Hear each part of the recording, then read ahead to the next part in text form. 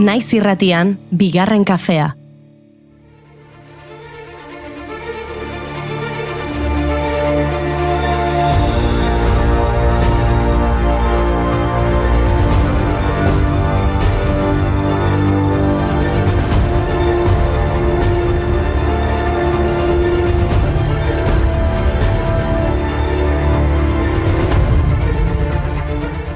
Egunon guztioi eta ongi etorri bigarren kaferatzo, Baionako Bernat Etxepare Lizeotik egin genuen saioa eta gaur gure ohiko laborategira itzuli gara. Berriro ere eskerrik asko lizeoko komunitate guztiari oso eskuzabalak izan ziren gurekin.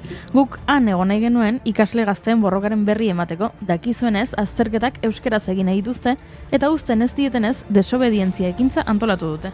Matematikako azterketa euskaraz egingo dute, naiz eta badakiten zuzentzaileek horrela ez dituztela zuzenduko. Bere etorkizun akademikoa arriskuan jarriko dute eskubideak defendatzeko. Aldarriz betetzen ditugu egunak, garaipenak argitu ditzan biharamunak. Legeak txikitzen ditu aniztasunak, koloretako tinduz idazten du gure lumak. Legeak txikitzen ditu aniztasunak, koloretako tinduz idazten du gure lumak.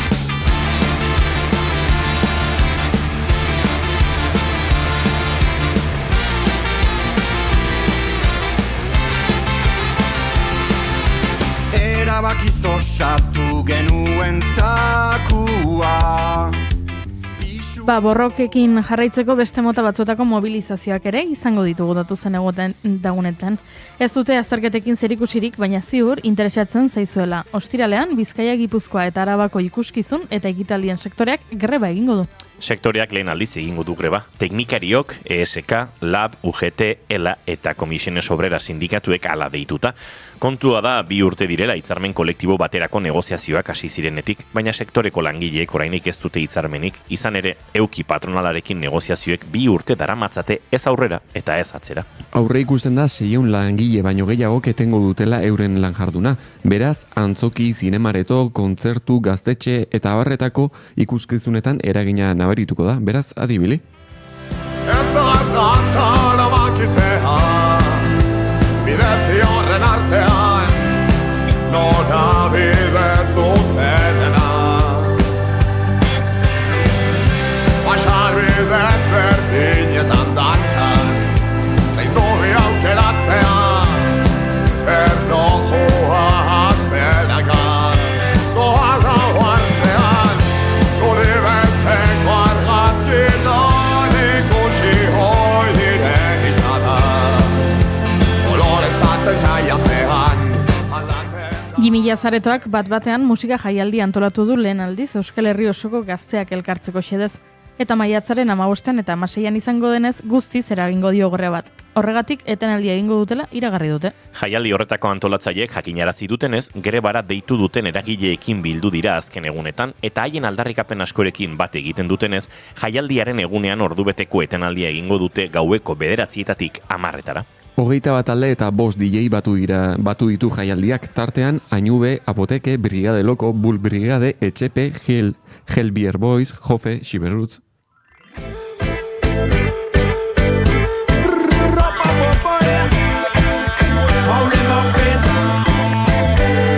Errepika batetan nagunen alkian, erritmoaren garri bat atzaman genian. Sekulan entzenek seberra xokuan, erragamofin estaileko izenian.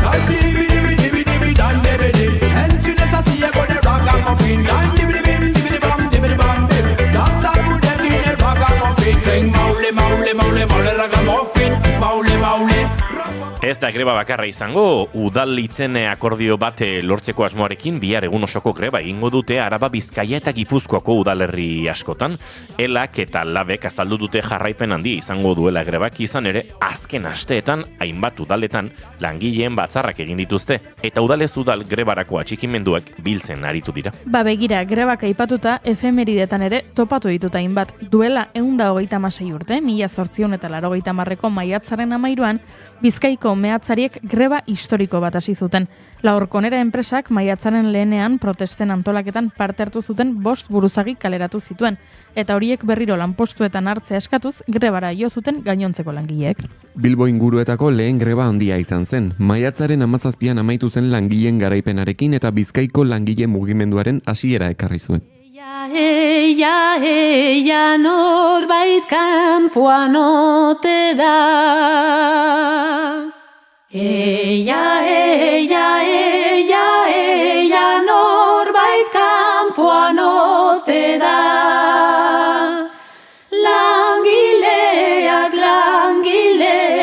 Langileak ote dira. Langileak baldin.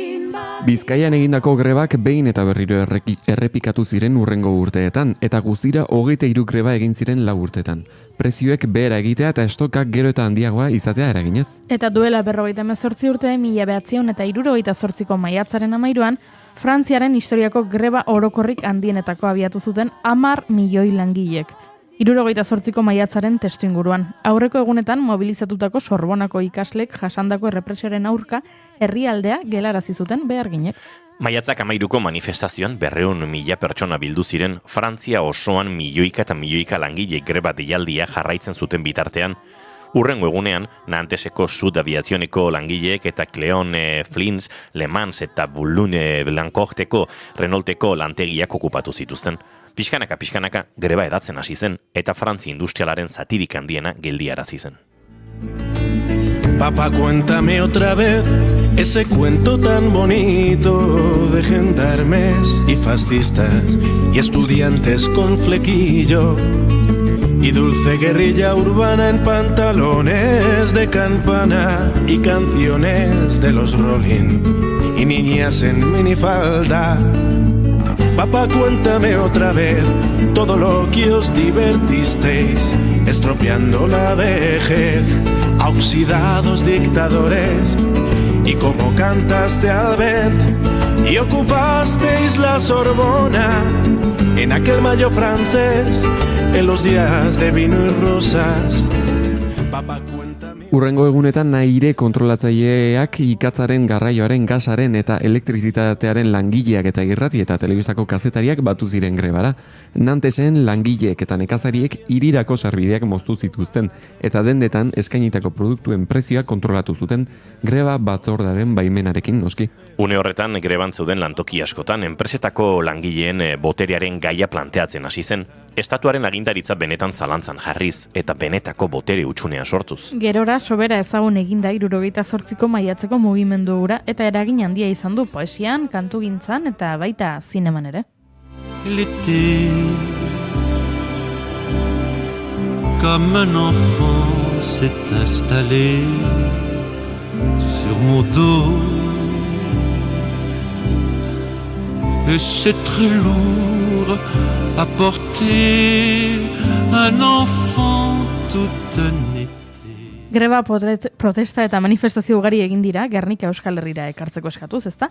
Ba entzun hau, 1987ko maiatzaren 13an, gaurko egunez, Reina Sofia Museoaren patronatuak aho batez errefusatu zuen Gernika Bilboko Guggenheimera eramateko eskaera inaugurazio egunean bertan egon zedin. Gernika Madrilen geratuko da, izan zen egun bat geroago maiatzaren 14an eginen azaleko titularra. Kontserbazio eta zaharberritze saiaren txosten batek honako hau alegatu zuen leku aldatzea ukatzeko. Pitzadura prozesua areagotu egin daiteke. Pitzaduren inguruan pintura filma altxatuz eta pintura galduz. Orain esaten dutenaren antzekoa. Reginal dama, me identifica zina, Aurelia Candes López, Clara Zaldun bide, gorputzatiak, hermana basabe horma, etxea telesforo, Eliero Barrutia, Maria Santa... Ba, tira, gure besarkadarik beroena borrokan ari diren eta datozen egunetan borrokan arituko diren guztiei. Guk orain irratsaio egin behar dugu eta bide lagun ederrak izango ditugu gainera. Bat-batean jaialdiko antolatzaileekin hitz egingo dugu. Lanpetuta ibiliko dira ostiral eta larumatean egingo duten musika jaialdiko azken prestakuntza lanetan. Eta Mugan taldeko kideak etorriko dira elkarrizketa akustikoetara. Bizitza ozen denean edo bizitza kafea denean diskoa aurkeztera. Eta atzoz genuen denborarik izan, baina gaur eleaniztasuna ze hitz egingo dizuet. Eta Gartxotun Zain Letonak doinuetatik aratako podcasta ere ondu du gaurkorako, beraz, bisi, abiatu beharko dugu. Maiatzak 13 ditu gaur entzuleok, eta asteazkena da, ongi etorri guztioi, bigarren kafera, nahi zirratian zarete.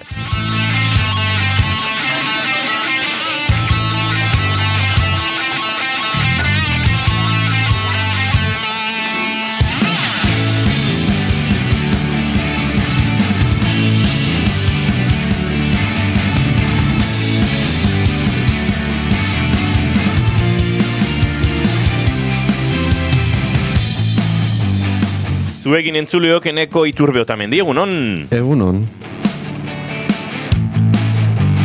Eta zuekin Noa Gaztainaga Oiarbide, egunon? Egunon. Xabi Arrieta González, egunon? Egunon.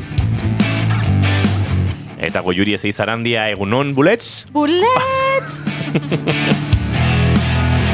Izketan ari zaizuena, Inigo Asensio Lurbide, gaur bigarren kafeak 1181 du, goizak 10:19 minutu, maiatzak 13 eta gu hemen mailean 5, urrengo 2 orduetan zuekin bate egiteko asmotan. Esan dakoa, ongietorri guztioien, naiz irratian zarete, bigarren kafean.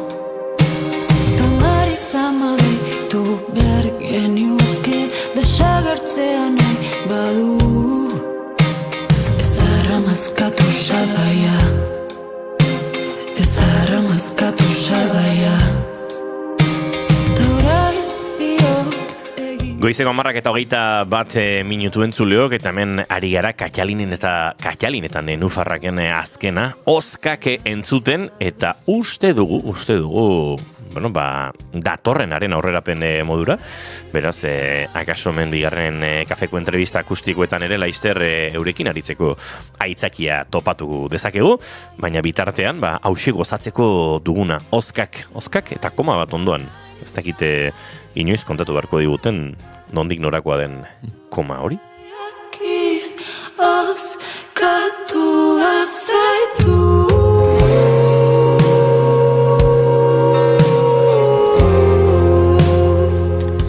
Eta guk egunero bezala bi gauza ditugu egiteko, bat txatari begira jartzea eta bestea maite duten tarteari heltzea. Eta txatari begira, gorka hemen, badabil, jota fuego egunon, gure elkartasun handia ostiralean teknikariek egindako grebari noski musikan mundun zenbat borroka daon hortikan. Zer modu zaudete, haupa Mugan taldea.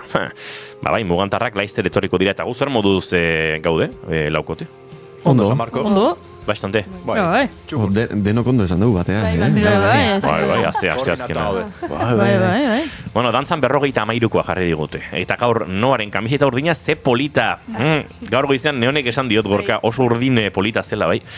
Dantzan nik uste baten bat eskakeatu egin dela, Bai, Xabi Arritaren dantzak utzi gaitu 53an, alegia. Gehiago izan ziteken gutxiago ere, bai, ez dakit. Bai, horrela nire nota ez dezute gainditzen, eta hor nik topa Mantentzen du. Mantentzen duzu? Hau da, nik kuadriako bat banuen behin iruko bat sartu zuen saskibaloian liga hasieran eta hortik aurrera ez zuen berriro jaurti, eta hola, denboraldi guztia esan barkatu, baina euneko iruko zea daukat. Zego, Juri? Nik lehenengo aldiz futbolean jolastu nuenean gol bat sartu nuela, eta ordutik ez dut berriro jolastu. Eta orduan nire... Partio bat eta gol bat. Ez claro, osea... Futbolean jokatu zenuen eta gola sartu zenuen. Bai, behin. Lehenengo aldiz aritu nintzenean, eta gola sartu nuen, eta listo. Taron, ez dut baloirik eduki gertu ordutik, baino nire... Ez, historiala da historikoa. Bai. Partida bat. Nire historiala da historikoa, nahiko hitzoko kuriosa egiten. Bueno, batetik guan. Eta gero jendeari izaten nion, begirale nintzen, eta aizialdi talde batean, eta ume bastakit, DBH batekoekin, ez, 12 urte edorrela, eta nik esaten nian, badakizuenik, moldatu egin nuen, eta esaten nian, badakizuek gola sartu dudan, eunetan gola sartu dudala. Eta egatzen zian, ala! Ez zian kontuatzen, esaldiak, berez, zentzua badauka bai, ez daukala baliorik, eta ala! Eta antxe, pentsatzen zuten ni superfutbolari honen nintzela.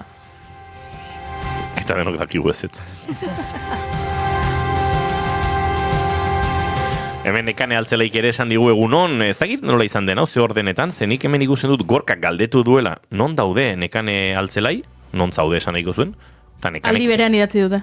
Aha, izan direk, non daude Nekane Altzelaik eta beste guztiak, hemen txatari erreklamatzen ari zen Gorka aktibidade pixka bat, ezta? Hau pasara hiri arte galdera bat, kuadrilla eguna Tolosan noiz da?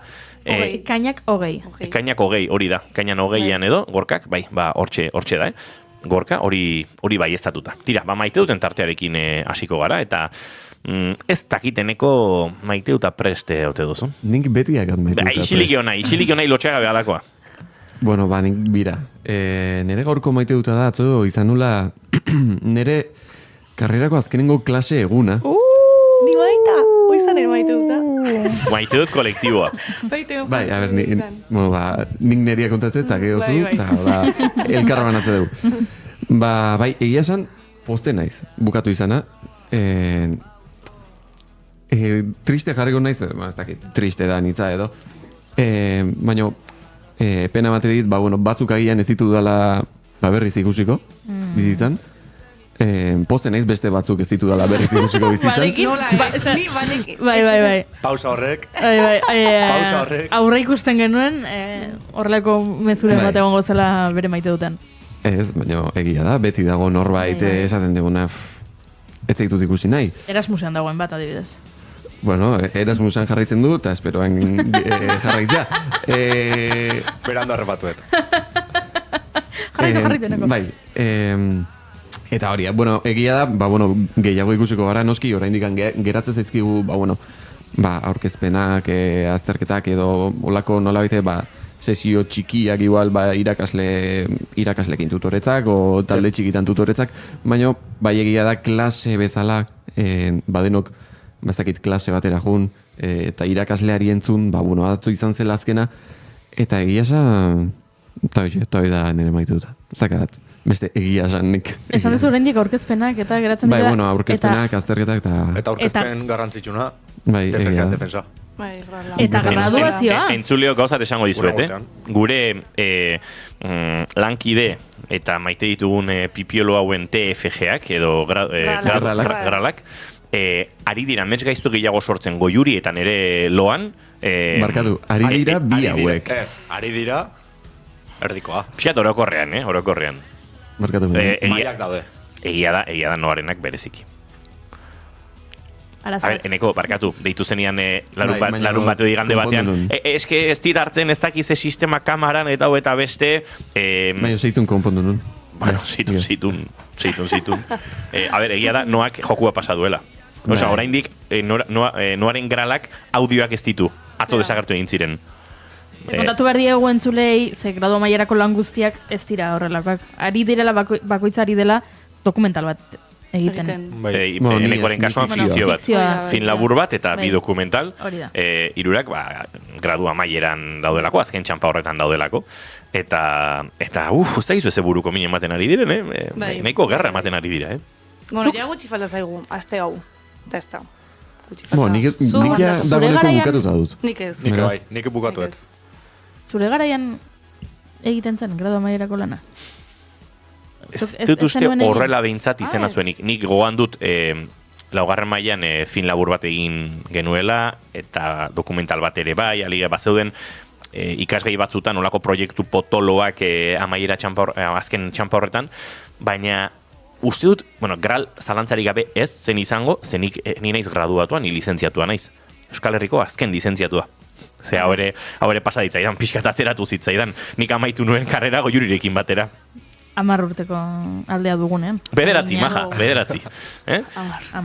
Bai, nik gogoan dut ja, bazetorrela, Boloniako aldaketa hori guztia, eta ari ziren dagoeneko ikasleak gradua ikasten, baina lizentziatura bukatzeke genuen ontzako, bazegoen oraindik klaserik gabeko, dozentziarik gabeko, 2 urteko tarte bat, eta orduan pentsatu nuen, jarri pilak, nik ja, ez dakit 10 urten eramatzan hainbat edabietan lanean, eta esan nuen, igual bukatu beharko duzu, baldin eta zure amaren pakeagatik bakarrik bada ere, eta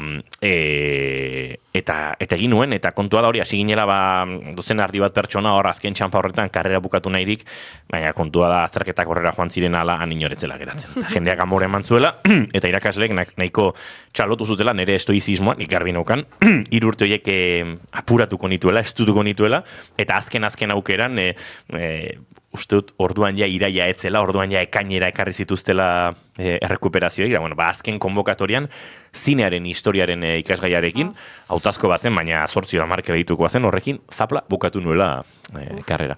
Eta entzuleok, dena kontatzen hasita, nire tituloa egonda Euskal Herriko Unibertsitateko bulegoetan, duela aste batzuk, telefonoz deitu daizu, zure tituloa hemen dago da, ze titulo. 10 urte dara matza bertan.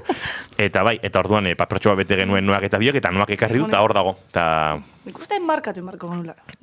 Hemen jartza ukau. Ez, inondik inorarez. Hemen atzidan berez, tokia badao. Hori medikuek eta abokatuak soilik egiten dute, ez? Bai, baina tendentzia bat sortu beharko dugu, za? Egia da, aizu. Zergatik soilik medikuek eta abokatuak? Hoi da, Goiurizuk ere ekarri, guk dakagunean baita ekarriko dugu. Edo zergatik ez dakit, arategira zoaz, eta han tituloa baita paretean, manipulazion de alimentos, eta horrelakoak, ez? Egia da, fisioetan ere badago. Bai, batzutan horrelakoetan... Fisioa, osasunarloa. Bai, osasunarloko. Badelako nolabait konfiantza transmititu beharko lizuken zerbait, ez? Barkatu, ikasketa hauek burutu ditut, eta zure gorputzean eragiteko gaitasuna daukat. Baina guk ez dugu konfiantzarik eman behar? Claro. Bueno, ez dakit egia esan, nik duela 10 urte titula daukadala, esan dezaket, enagoela tituloaren beharrari erabat lotuta. Eta ez da, nola, ez daukazun titulorik, ez bebe nik ikasketa bukatu nituen, irakasle naiz gaur egun unibertsitatean, akaso hau beniek esan beharko, basaterako hori nire ikasle izan dela, baina uste dut kazetari badela kazetari titulotik aratago, eta izan daitekela norbait oso komunikatzaileona eta kazetari ona, beste esparru batzutatik etorrita. Horrek ez esan nahi, tituloak exigitu behar ez direnik, eta horrelakorik, baina... ez dakit, gurean Oiana Maritorena esaterako ez da kazetaria, bera formakuntzaz, eta oso komunikatzaile gutxi ezagutzen ditut, hain ondo aritzen direnak komunikazioan, euskeraren ezagutzan, ahotsaren kolokazioan, eta ezagutzen ditut titulo oso honekin, edo tituloak dituzten, eta, erabideetan aritzen diren, eta ezagun xamarrak izan daitezkeen, 20 urtetan ahotsa kolokatzen ikasi ez duten, edo euskaraz traketxamarari diren, edo bestelako profesionalak ere bai, ez? Beraz, tituluarena, uste dut pixkat komatxo artean jarri behar dela. Baina tira, zuek animo, zuen azken txampan, zuen gralekin amesten dugu, ames gaiztuak ditugu, eta espero dugu gaur bertan noa zure dokumentalen audioiek berriro timelinean ikusiko ditugula, eta mintxi ditxosozko horretan. Ez dakit nik. Gehioz konfiatze, unera manigan edo nereitak, ni baino. Ondo dago, hori polita da, izu. Nigan baino, zuen gare. Akaso bai. Bilatuko dute, ez? Vale, a ver. Javi Arrieta, zein da zure maite duta? Nire maite duta. Poste naiz, gaur berrio bueltatu gehala gure betiko ordutegira. Orduet, atzo esan behar dago entzulei, 7 eta 4 denako hemen estudioan ginela, eta gaur 9 etortzea, Egi esan eskertu dut, Nabaritu du zore gorputzak, ez? Pentsa atzo batzuk arratsalego 8 tardietan, atera ginela laborategi ontatik. Baina, bueno. Bai, ni egia esan atzo 4 ordu lo egin da joan itzen Baionara. Bai, besteak ere. Hortxe, nik ordu behitan hartu nuen lo, ai ama, pentsatze hutsarekin. Bai, badaukagu olako txakalalia gorputzean, bai, beti estudiotik ateratzeak sortzen ditu alako gora berak, estres maila hundiak, dena kontatzen hasita atzo 10:05 gutxiagotan entzuleok internetak etzigun emisorako aukerarik ematen, eta gainera, gure internet konexioa zegoen gela batean non azterketak egiten ari ziren atzo Bernat Etxepare lizeoan, azterketa bukatu arte, ahozko azterketak ziren ezin sartu, eta Larraitz Otazo lankidea lortzen aldu zutanik, ez pentsa Larraitz, hau, eta, justu bukatu zuten azterketa, aldatu genuen konexioa, eta orduan bai, denak jarri zen martxan, denak bukatzen du hartzen bere tokia azkenean, eta beti lortzen dugu, baina, sortzen dira alako, bai, estutasunak oikotik, konfortzonatik kanpo gaudenean, eta nik ere maite dute laborategira bueltan egotea. Xabi? Esan berra dago, atzo, espero baino bastante hobeto jekin itzala, Goizeko 6 eta orden 6 jekin itzan. Aspaldi enitzela ordu hortan jekitzen. Eta nire esan nahiko ondo altxantzen, Nire harritu nintzen. Aposten gara. Eta nik ala eta guztiz ere, esfortzu guztiarekin eta maite dut atzokoa bezalako saioak egitea. Oso aberasgarri izan zen atzo Baionara joan, bertan, saio berezi bat egitea, ulertzea eta ulertaraztea uste dut gure entzulei zein den, basoa euskaraz egiteko aldarrikapen horren atzean dagoen aferaren magnitudea, tamaina, eta eraberean, uste dut atzo irakasle, ikasle eta lizeoko, langileak eurak ere, eskertuta sentitu nituela, eta eskerra guk eurei, esan da bezala, gaur ere sarrena aipatu dugu, baina tira, bi aldeetara doan eskerra baldin bada ere, zoragarri, ze komunitatea aipatu zuten atzo, eta komunitatearen parte ere, izan nahi dugu komunikatzaileok eta izan nahi dugu horrelako aferetan sinisten dugun kazetariok, beraz nire maite duta, bada atzo Baionan egotea eta sentitzea han egon behar genuela, naiz eta buruko min, esfortzu eta neke asko suposatu denoi, buruko min eta esfortzu gehiago suposatuko diezalantzarik gabe ikaslei, euren hizkuntza eskubideak defendatzeko, euskaraz erantzun eta etorkizuna kolokan jartzea, beraz, berriz ere behondeiela, eta nire maite duta hori xego juri. Oso ondo. Da zuria?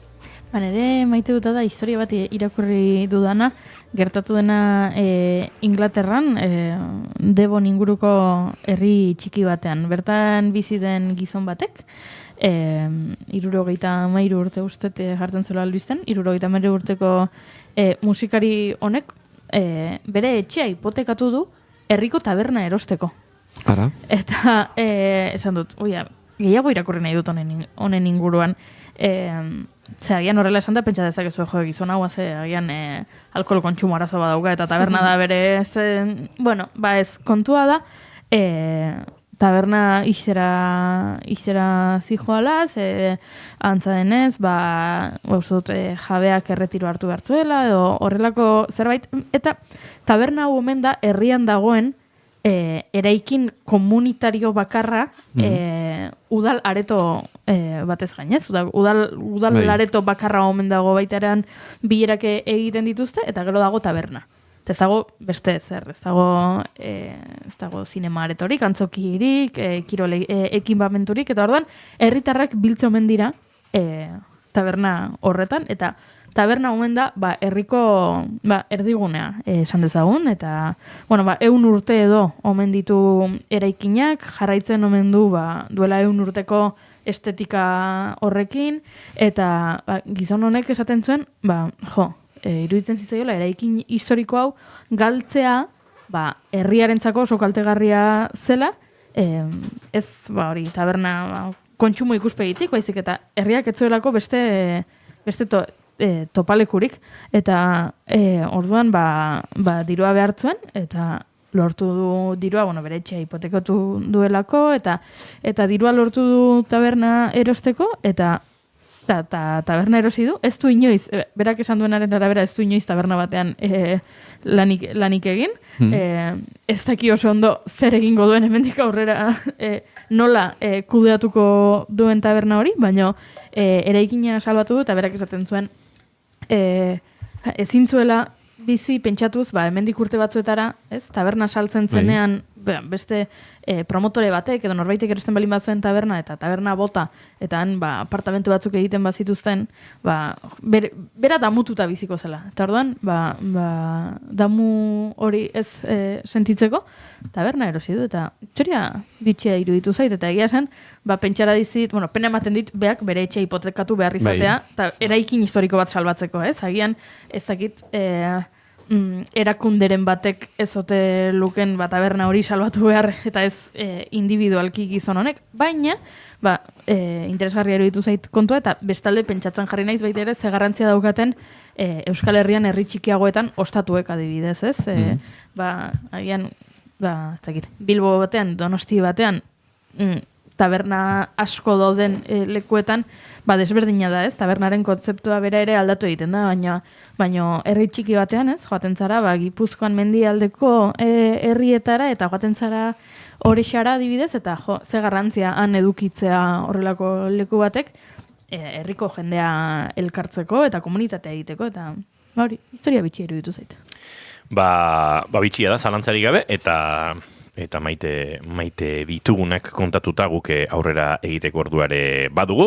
Gorkak hemen esan duen, ni ez naiz kazetaria, ez dauka tituloa, egia da Gorka, eta komunikatzaile trebe eta emankorra, zara, beraz eutxi goiari. Goizeko 10:29 minutu diren honetan, guk gure gorko lehen gonbidatuak aurkeztu behar ditugu, eta beraz, entzuleok, jarraitu hemen gurekin naiz irratian, bigarren kafean.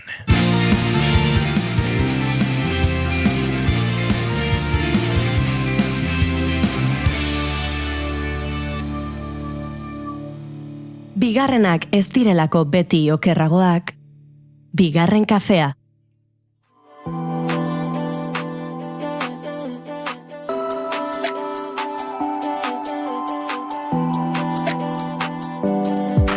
He caído de un tobogán y a mi nuca no está colocada por mirarte demasiado tiempo.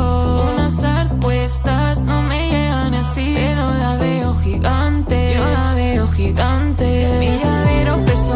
Yo la llevo colgada en un mosquetón en la cintura de mi pantalón. Siempre mi colgante de la suerte, mi colgante de la suerte. No lo elijo porque contigo me sale solo y siempre te digo que vale a todo. Solo quiero colgarme de tu cintura, soy tu labú.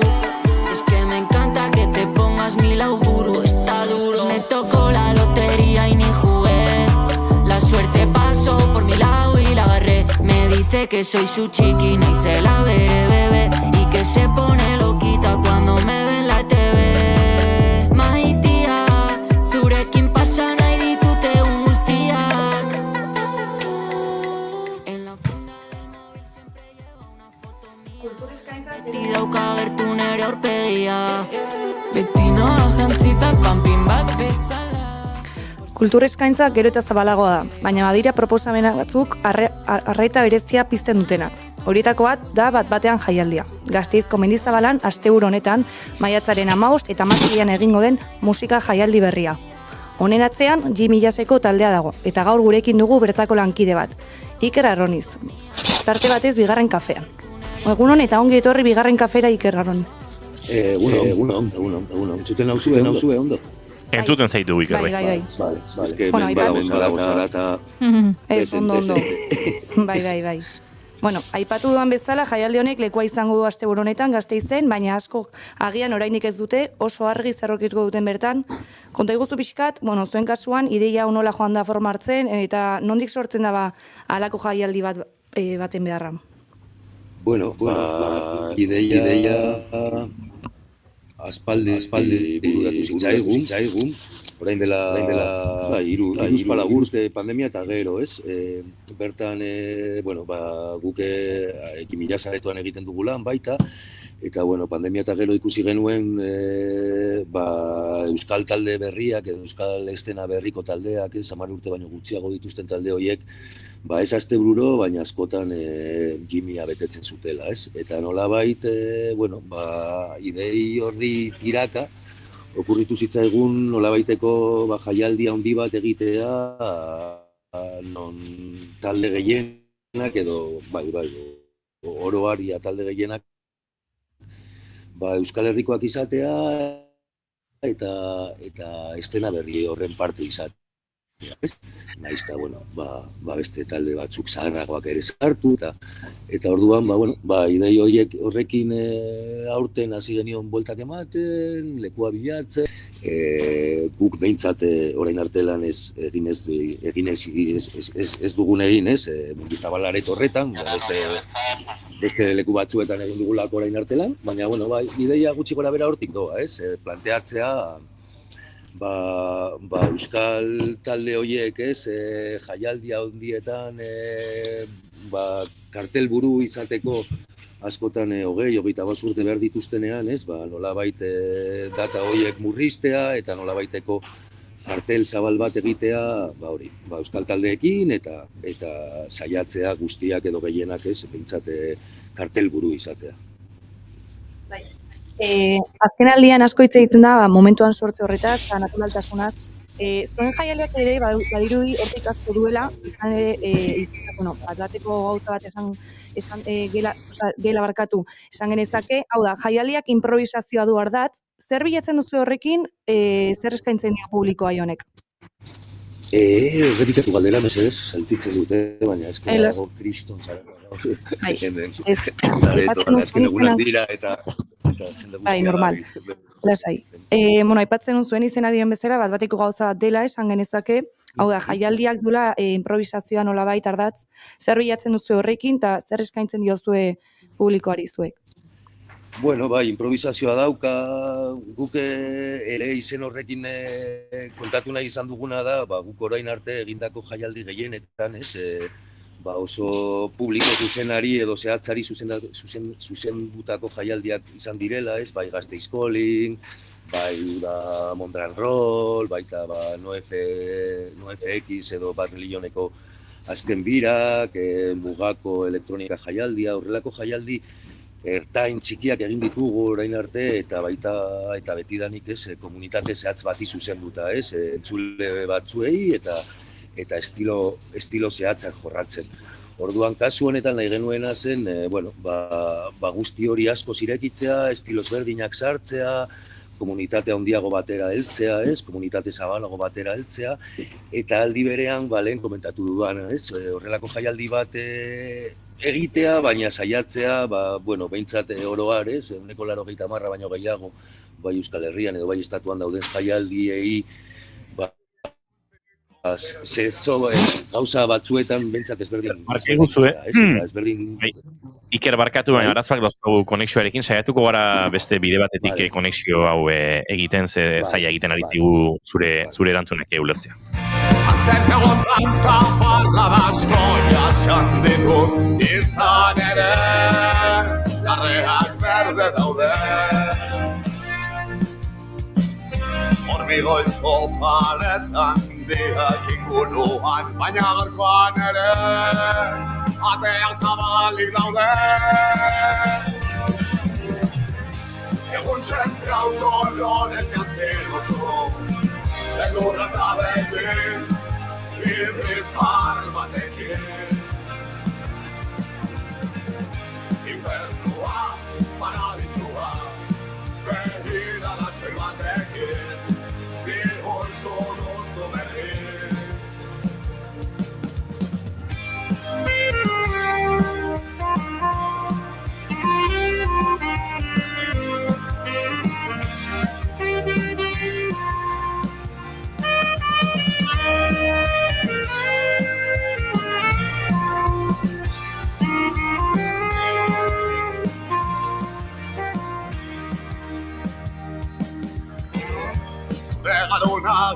Tira, Iker Arronizekin telefono konexio bitartez uste duten entzuleko beto ulertu izango dutela, horregatik aldaketa hau barke guztuen entzuleok, baina Iker, noak galdetu dizu hain zuzen ere, tira, bapatean izen horren atzean dagoen improvisaziorako joera hortatik ere, baduela jaialdiak natura hortatik edo asmo hortatik, ez da?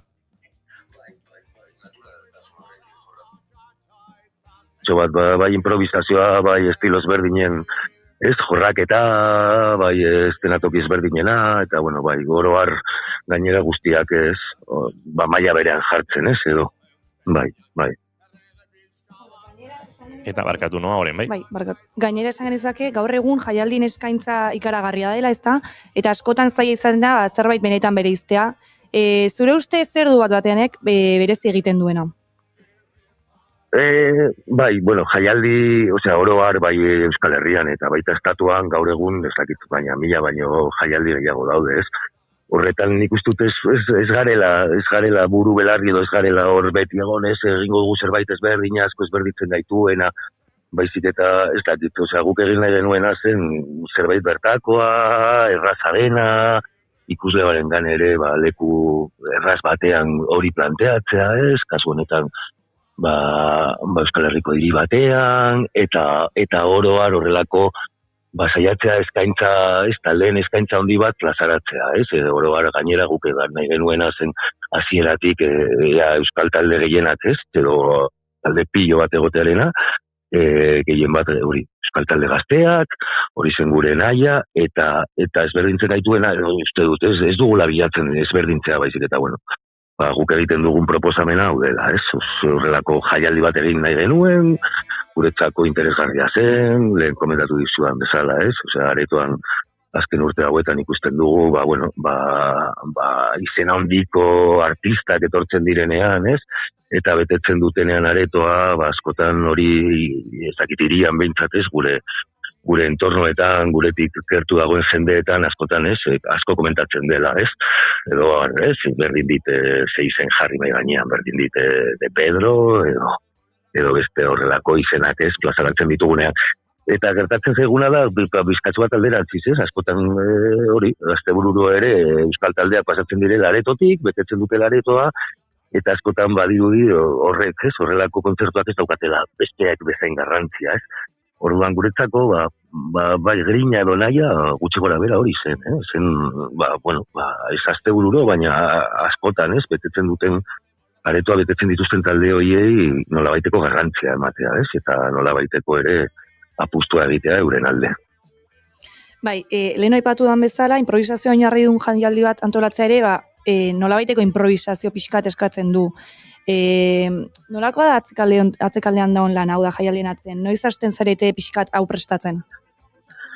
Hau pasadan udan prestatzen hasi genuen, gutxi gora bera, udatik buelta, Ideia bat geneukan buruan, gutxi gora bera, zenbat estenatoki nahi genituen, ere bat geneukan buruan, gelditzen ziteguna pizkatxo bat zen, taldeekin hitz egiten hastea, lekua bilatzea, eta horren inguruan ja, beste guztia montatzea, ez? Bai, diseinu grafikoa, logotipoa, komunikazio arloko jendea bilatzea, produkzio arloko jendea bilatzea, orduan bai, oroar irailetik gabiltza lanean, azaroaren bukaeran jaialdia iragarri egin zen, eta hortik aurrera, kriston lana dago honen atzean, guk ere ez gara kriston enpresa, orduan, lantalde handi bat osatzea, lagunpilloekin eta gertu daukagun jendearekin hitz egitea, eta hortik aurrera, hilabeteak eman ditugu lanean,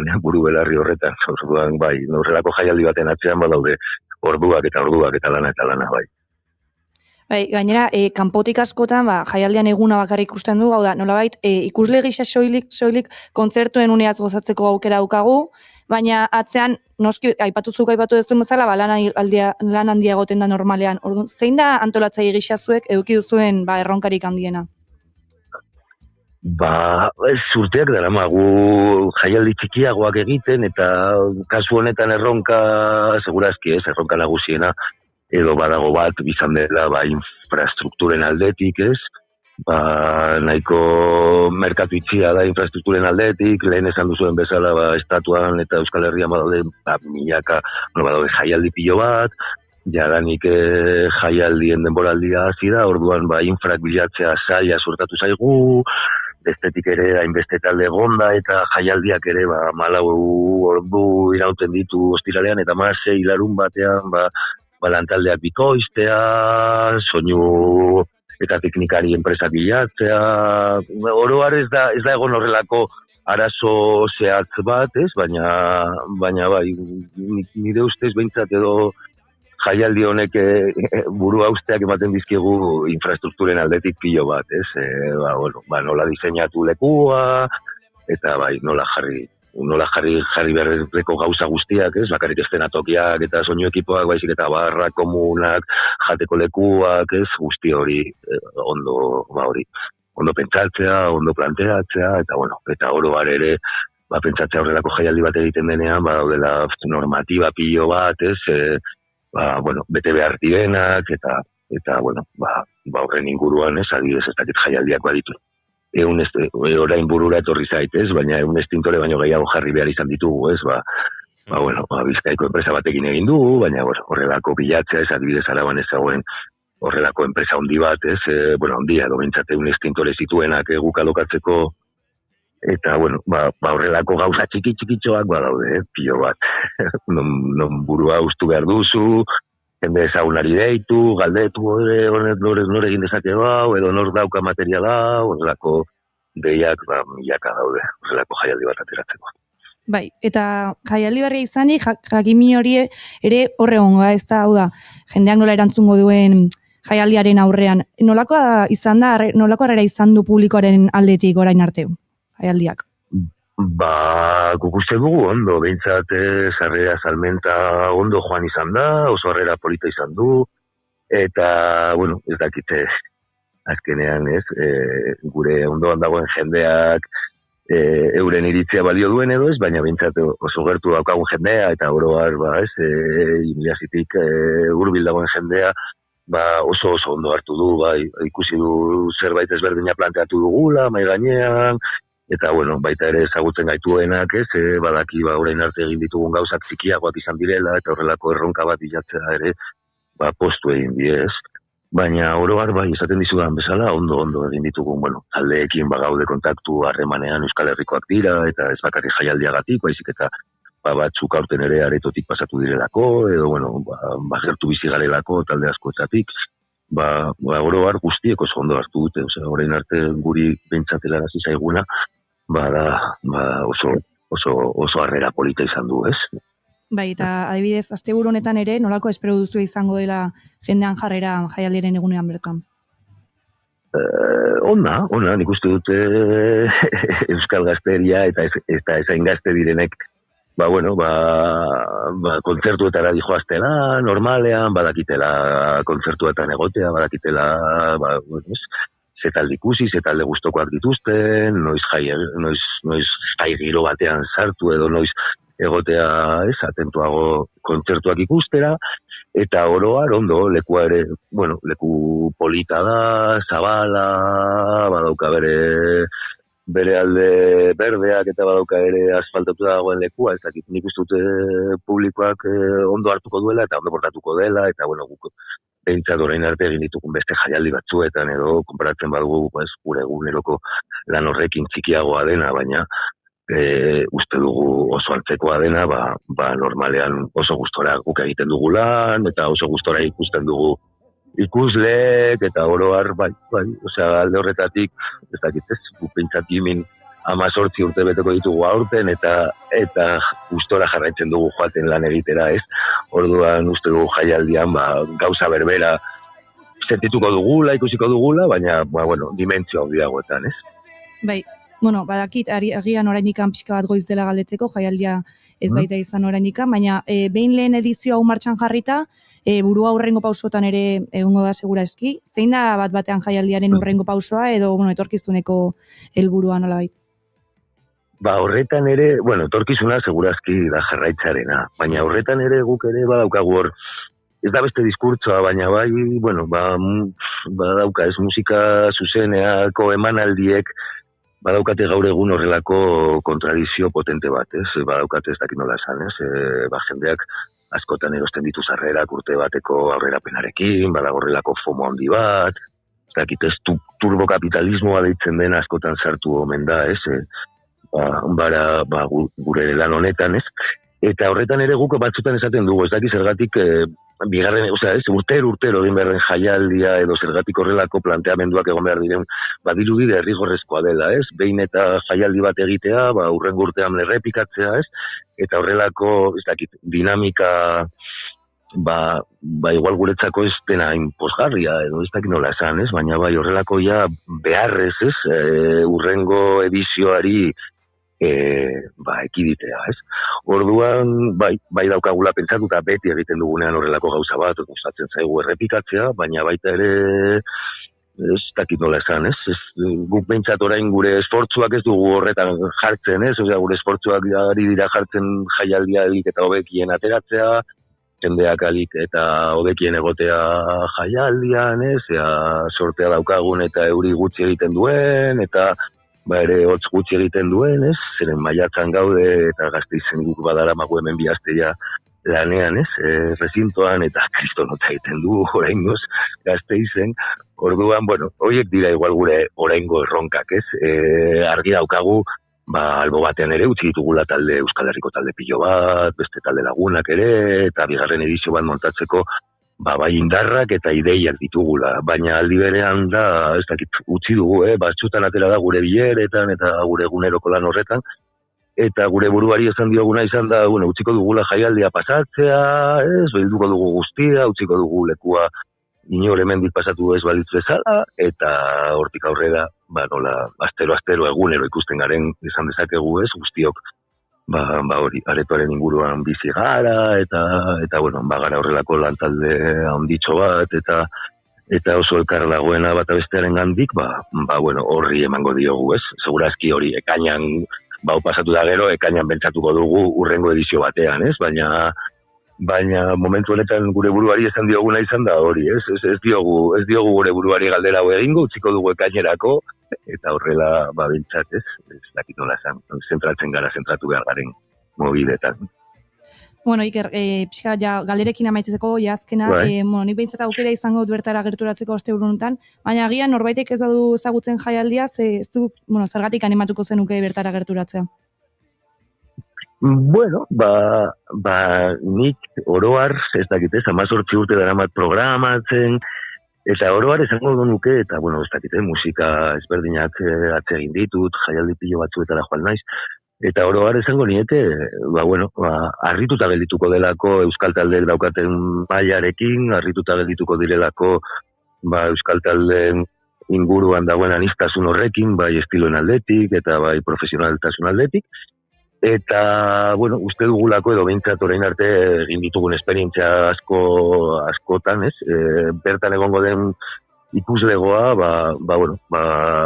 oso giro polita sortuko duela, ez? Osea, uste dute oso giro polita egongo dela hemen bat-bateneko errezintoan, eta, ez dakit, osea, egia dela, euskal taldeak ezagutzeko gaur egungo euskal panorama ezagutzeko eta etorkizunean izango ditugun taldea hondiak eta gure historian geldituko diren taldea horiek ezagutzeko eta gaur egun ikuslegoa daukatena ikusteko eta beraiekin disfrutatzeko lekua proposa delako. Entzuleok bat-batean jaialdirako gonbite hori luzatu nahi genizun, Iker Arroniz antolakuntzako kidearekin egin ditugu azken minutuak, eta Mendizabalan Gasteizen antopatuko dituzu, aipatu ditugu batzuk, Etxepe, Ganibet, Jofe, La Txama, ez da gitze, Segismundo Toxikomano, Sedientos de Cumbia, mordo bat, eta hauei denak, batean puntu webunean ikusitzakezue, talde mordoa, eta Ikerrek azaldu digun bezalaxe, interes handia sortzen duten, talde eta estilo anitzeko jaialdia gozatzeko aukera izango duzue. Iker Arroniz, mila esker gaur gurekin tartetxo hartzeagatik, eta ondo joan dadila guztia asteburuan. Mila esker zuei. Egoizeko 11 minutu bat ditugu entzuleok, eta bagoaz azken ordukoaren bila gure estudio zentraletara, antxe dugu eta preste Lander Martinez lankidea. Lander, egunon? Egunon Inigo eta egunon, entzule guztioi ere aipatu behar dugu Iruñeko epaitegi batek ezintasun iraunkor absolutua aitortu diola Nafarroako Unibertsitate Ospitalean bere lanpostuan sexu erasoa jasan zuen langile bati ondorio psikologikoek edozein lan egitera eragozten diotela, dio. Lan istripuak eragindako ezintasun iraunkor absolutua aitortu dio Iruñeko lan arloko bigarren zenbakiko epaitegiak Nafarroako Unibertsitate Ospitalean bere lanpostuan sexu erasoa jasan zuen emakume bati helak jakitera eman duenez. emakumeak sukaldeko laguntzaile gisa egiten zuen lan Katerin Arkasa SL enpresarentzat ospitaleko kafetegiaren esleipedun gisa 2022ko irailaren bateko gauean ospitalera sartu zen pertsona batek eraso egin zionean. Epaiaren arabera egiaztatuta dago langileak trauma osteko estresa eta ondorio psikologiko larriak dituela eta horrek erabat deuseztatzen duela bere lan gaitasuna. Epaiak adierazten duenez, erasotik jasotako tratamendu psikologikoa eta farmakologikoa gorabehera kaltetuak muga funtzionalak ditu. Epaiak ondorioztatu duenez, langileak ezin du inolako lan jarduerarik normaltasunez egin eta bere oinarri arautzailearen ehuneko prestazioa aitortzen dio. Elak eta Bidelagun Fundazioak epaia biktimarentzako aitortzak gisa sailkatu dute eta INSS aurretik ezintasuna ukatu izana kritikatu dute biktima epaitegitara deklaratzera behartu zutelako birviktimizazioa eraginez txosten medikoek egiaztatzen duten moduan. Aipatuko dugu ere, Donostiako alkate Jon Insaustik astearte honetan jakinarazi duenez 2030ko munduko futbol txapelketaren egoitza izateak izango lituzken ondorioak aztertzen ari direla, izan ere ondorio positibo eta negatibo asko izan ditzake eta seriotasunez, zorroztasunez eta garrentasunez heldu berzaio gaiari haren esanetan. Insaustiren adierazpenak iaz Donostiako hainbat auzo elkartek FIFAri anoetako estadioa mundialeko esparruetako bat ez izendatzeko idatzi ondoren etorri da. ¿Estamos a disposición? Sí. ¿Estamos analizando si es conveniente que el Mundial se celebre aquí? Sí, pero lo estamos analizando las dos partes, ¿eh? O sea, el Ayuntamiento y también la FIFA. O sea, la FIFA no lo tiene claro. Nos están pasando un examen y nosotros nos estamos también chequeando. Bueno, yo creo que, como decía, no es un evento cualquiera, es muy grande, tiene una repercusión amplísima, muy elevada, muy profunda, y siendo conocedores de todo eso, a mí me toca hacer un trabajo de prudencia y de analizar qué implicaciones tiene en todos esos ámbitos. Y cuando yo tenga la foto completa es cuando decidiremos si seguimos adelante o no, o lo decide igual la FIFA. Donostiako alkatearen hitzek berehala aurkitu dute bere gobernukide PSeren erantzuna munduko txapelketaren alde irmo egiteko eta garrantzitsu eta estrategikoa den gai honetan zalantza eta espekulazioari lekurik ez uzteko eskatu baitio. Eta azkenik aipatuko dugu ere labur Auzitegi Gorenak erabaki duela finkotasunera bihurtzeko eskubidea soilik sektore publikoko bitarteko langile finkoek dutela baldin eta langileak kontratatzeko proba selektibo batean parte hartzen badute, baina plazarik lortzen ez badute. Gorenaren epaia Europar Batasuneko Justizia Auzitegiak ebatzi ondoren iritsi da, izan ere Espainiako estatuan administrazioarekin aldi baterako kontratuak kateatu dituzten bitartekoak mugagabe ez finko bihurtzeak ez ditu abusu horiek konpentsatzen. Aldi baterako lan harremana izatea dakarrelako. Goizeko 11:05 honetan aipatzeko dugu ere errepideetan bypassa dagoela Nazional 622 errepideko 17-12 kilometroen artean Zuian, beraz tarte horretan herri bakarra dago irekita uneotan. Arreta gomendatzen dizuegu entzule guztioi. Hau esan da seinalea bigarren kafeako lankidei itzultzen dizuegu. Gero arte. Eskerrik asko Lander Martínez eguerdiko 12etan informazio gehiago hementxe naiz irratian, aurrera goaz, Eneko Iturbek prestatu duen reportajean murgiltzera.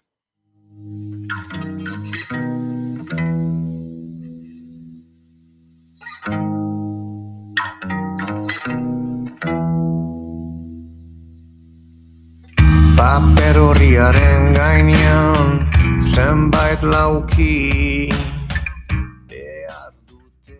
Gizartea bidegurutze batean dago.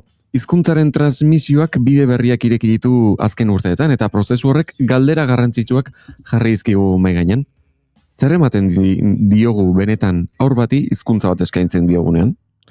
Maiz azaleko diskurtsoetan geratzeko joera dago, baina bada garaia harago joateko eta eguneroko autu horien atzean daukagun altxorraz jabetzeko.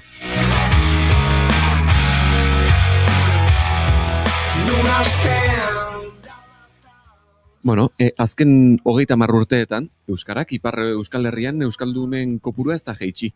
Hizkuntza ulertu bai, baina ongi mintzatzen ez diren biztanleak kontuan hartuz gero biztanlearen 30%ra heltzen da elebidunen proportzioa. Paraleloki biztanle kopurua gorakada batean dagoelarik.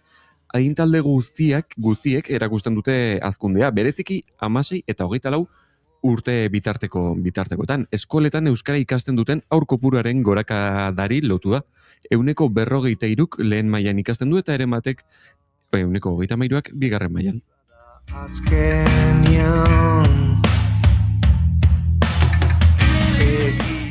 Baina nola ziurtatu dezakegu euskera ez dela eskolako hizkuntza batean geratzen soilik? Gakoa hasieran dago, lehen urteetan, hau da, haurtzaroan. Ados. Beraz, pertsona asko uste dute, bi hizkuntzan hasteak aurra nahasiko dutela askotan, ezta? Baina adituek guztiz aurkakoa diote. Aurren garuna belaki bat bezala dela, esponja bat bezala. Eta beraz, euskara matea ez da dela soilik hizkuntza bat ematea, baizik da mundua ikusteko, modu zabalago bat ematen zaiola aurrari. Euskal Hirigune elkargoaren arabera, elebitasuna abantaila bada. Eta zenbat eta lehenago hasi, orduan eta hobe. Zientziak babesten dute txiki-txikitatik bi hizkuntzak kudeatzeak onura ikaragarriak dituela aurraren garapenean.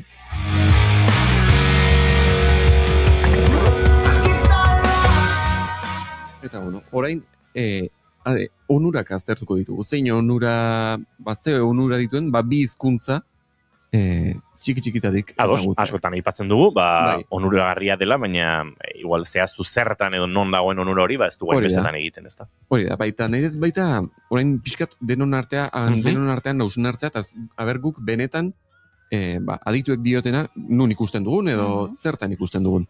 Adibidez, lehenengo onura. Aurre elebidun baten garuna, etengabeko ariketa baten dago. Hizkuntza bat erabiltzen duenean, bestea itzali egiten du, ezta? Nola baiteko, on-off botoiak bezala, ezta? Eta ariketa honek, funtzio bete arazle bat indartzen du. Zer esan nahi du honek, aurra hauek gehitasun handiagoa dutela arreta finkatzeko, eta baita planifikatzeko eta arazo konplexuak ebazteko. Eta txikitan, garuna malgutasun maila altuenean dagoenean, bi hizkuntza kudeatzeak neurona konexioak gehiago sortzen dira, ezta? Eta horrek, epe luzera, adibidez zahartzarora, ariketa kognitiboa ateratzen lagun dezake, eta horrek, eta hori diote, ikerketa berrienek.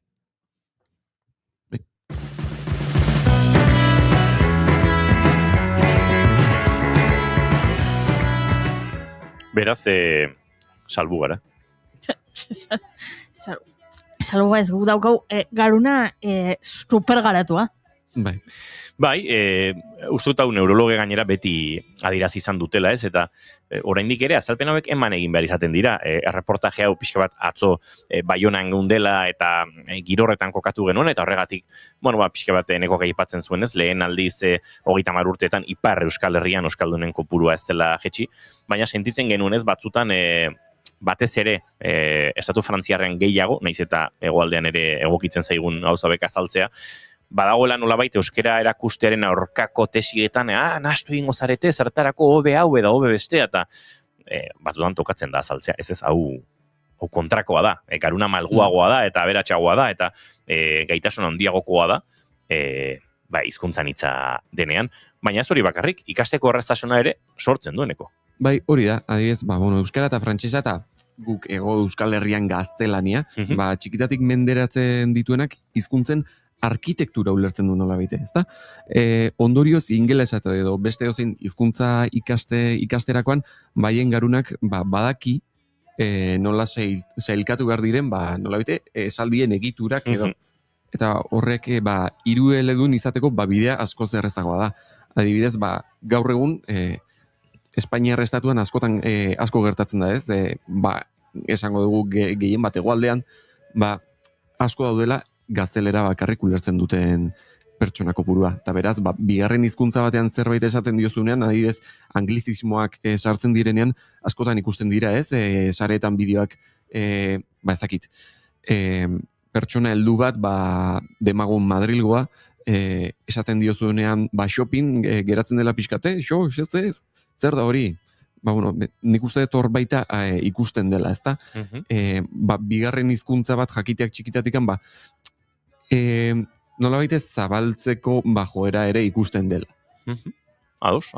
Nik aitortu behar dizut, batzutan, hizkuntzaren kontu iruditzen zait oso linguistikaren kontu oso interesgarria, ez? Nola zuk ulertu dezakezun beste hizkuntza batean, zure garuna gai den elkarrizketak edukitzeko beste hizkuntza batean, eta nola buruan aldatu dezakezun segundu batetik bestera, ez? Ni orain euskaraz ari naiz, baina nahiko banu inglesez ariko nitzake edo gaztelaniaz, eta hori oso bitxi iruditzen zait gero, ez? Nola garunak funtzionatzen duen, eta Eta esan behar dizut, batzuetan banagoela telebista ikusten. Eta ari naiz ingelesezko telesail bat ikusten. Eta altxatzen naiz, eta joaten naiz sukaldera, eta ura botatzen dut pitxerretik edalontzira, eta bitartean entzuten ari naiz telesaila, eta dena ulertzen ari naiz eta arreta jarri gabe ere, eta esaten dut. Nola da posible nire garuna hau egiteko? Zaizu gertatzen? Flipatu egiten dezuela? Bai, nire inglesarekin ezain beste. Ez, gaztelaniarekin. Edo euskerarekin. Hizkuntza bat baino gehiago hitz egiten dituzunean. Nire ingelesez arreta hori mantentzea bai egiten zait beharrezko. Alegia, ura betetzera joan eta hor fondotik entzuten, ez dut uste askotan gertatzen zaidanik ulertzea gertatzen ari den hori ez. Bai, askotan gertatzen da baita, zuk zenbateko lotura dezun edo zenbatero praktikatzen dezun hizkuntza bat edo bestea. Adibidez, nik ez dut uste nik nire egunerokoan ingeles asko erabiltzen dudanik. Beraz agian ingelesa, nola baita, ingelesezko serie edo filmatik usterakoan, bai kosta, bai egin daitekela niretzako agian pixkatzaiagoa. Orain, egia da ingeles partikularrera joaten izela, eta hori dena, tituluak atera behar diralko horiek ere, etorkizun baterako, baina bai egia da, nik bestela gainentzan ere, saiatzen naizela, holako ariketa batzuk egiten baita, niretzako baita, onuragarria delako, nik ala pentsatzen dut. Aurrentzat ere onuragarria da, eta sormenean ere eragina dauka. Bai, egia da, arazoak ebazteko orduan, aurre elebidunek sormen handiagoa erakusten dutela. Azkenean, esan dugun bezala. Hizkuntza bat baino gehiago jakitiak garuna zabaltzen du, eta nola bite, bai, garuna zabaltzen du, eta hori, garuna zabaltzen du, beste, esango du, arlo batzuetara, ez? Eta, ja, amaitze aldera, elebitasuna ez da neurona kontua soilik, euskarak gure kulturarekin konektatzen gaitu. Txikitatik euskara jasotzeak aurrei bere ingurunearekiko txikimendu berezi ematen die. Eta ez hori bakarrik, ikerketak diote aurre elebidunek baita, irekiagoak direla beste kulturekiko. Hizkuntza bat baino gehiagoki hitz egiteak bestearen tokian jartzeko eta jartzeko gaitasuna lantzen laguntzen duela. Hau da, empatia erakusten dela beste kulturekiko. Eta ja, amaitzaldera bukatu nahi nuen esaldi estrella horietako batekin. Badakizu, eta euskara da gure nortasunan, nolabite tradizioak eman diguna, baina aldi berean da gure etorkizunerako tresnarik modernoena. Esaldi honekin amaituko dugu tarte hau, Eneko Iturbetamendi, eskerrik asko, eta reporre ederra eta pentsatzeko ere emango diguna, baina behintzat zalantza batzuk garbi argitzen dituen, ezta? Elebi dun izateak edo elean hitz izateak, onurak besterik ez dakartza. Inor kontrako esaten badizue behintzat, jakin zientziak hori erakutsi duela aspaldi.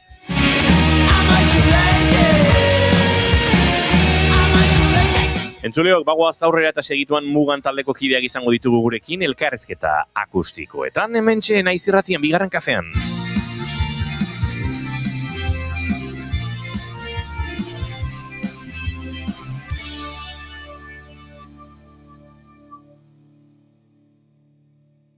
Bigarrenak ez direlako beti okerragoak, bigarren kafea.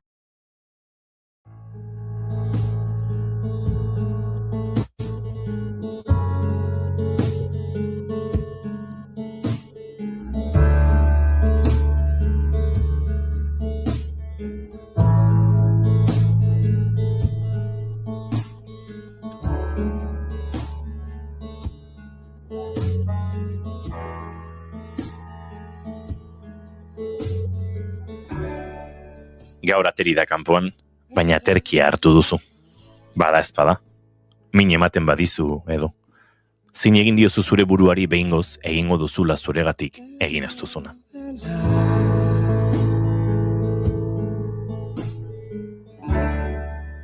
Begizuluak zintzilik, paradoxak, lo seinale. Izatez itzuli da loa orain urrun dira denak eta gure mina. Lasai dena iluntzen bada ere, oreka zailonetan dantza egingo dugula.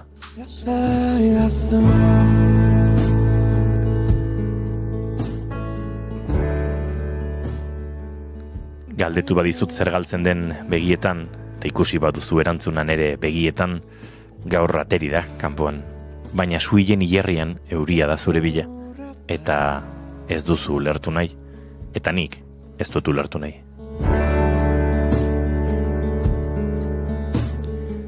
Dena iluntzen bada, soilik esan bizitza ozen dela. Gaur entzuleok bigarren kafearen elkarrizketa akustikoetan mugan.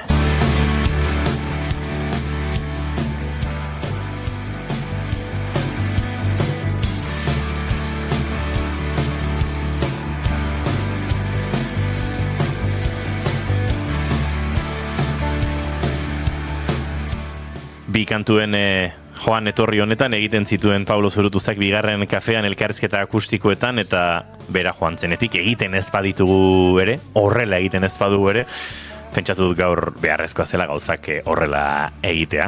Pablo Zurutuza, Josua Pastor, egun honetan ongi etorri bioi. Egun hon. Ondo altzarete? Ondo, jo, baino beto. Ai, baina beto. Nik lizentzia asko hartu ditut zuen poesiarekin birsortze prozesu saiakera bat egiteko bintzat. Nahi duzen guztiak. Gaurko sarrera osatzeko, baina bagenuen gogoa. Zuek gurean izateko, eta bagenuen gogoa zuek gaur entzungo dugun boskote formatu honetan izateko. Guk egia esan Joseba Paulori esan genion, nahi genuela, enara etortzea.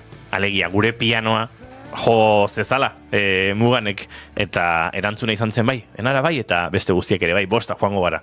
Eta tira, hemen zafarrantxo txiki bat montatu dugu, baina, orain entzungo dute entzuleek, bi kantu egingo dituzue, moldatzen ari gara, osatu dugu dena. Bai, hori, Pablo komentatu zigun hori esan zeniotela, eta hori esan zuen, konfiantza dakat, jongo gara guztiak. Eta hemen gaude. Etxean jokatzen dugu. Etxean jokatzen dugu, zalantzari gabe etxean jokatzen dugu, eta hor txariko gara, bi kantu horiekin gaurkoa josiz, baina disko hau, lan hau, bi EP, bizitza ozen denean bat, bizitza ozen denean bi, asko dauka aztertzeko, baina uste dut ezinbestean disko bat bi kolpetan eta ingertu diren bi kolpetan ateratzen denean, dualidade horri buruz, bitasun horri buruz, galdetu behar dela. Ez hainbeste zergatia, baizik eta sorkuntza prozesuan zer gertatu den bi kantu sorta hauek nolabait sortzeko, Pablo. Hor, guiritxe ginen estudiora disko normal eta 8 kantuko disko bat egiteko, eta bertan hasi ginean ja maketak eta grabatzen, Xabi Erkiziaren produktoraren ideia izan zen, berak bota zigun proposamena, azkenean ari ginen 4 kantu mantxo eta 4 kantu kainerorekin lanean, kaineroi indarrak entzen eta mantxoi indarra sartzen, pixkat dena ondo enpastatu zezan, ez?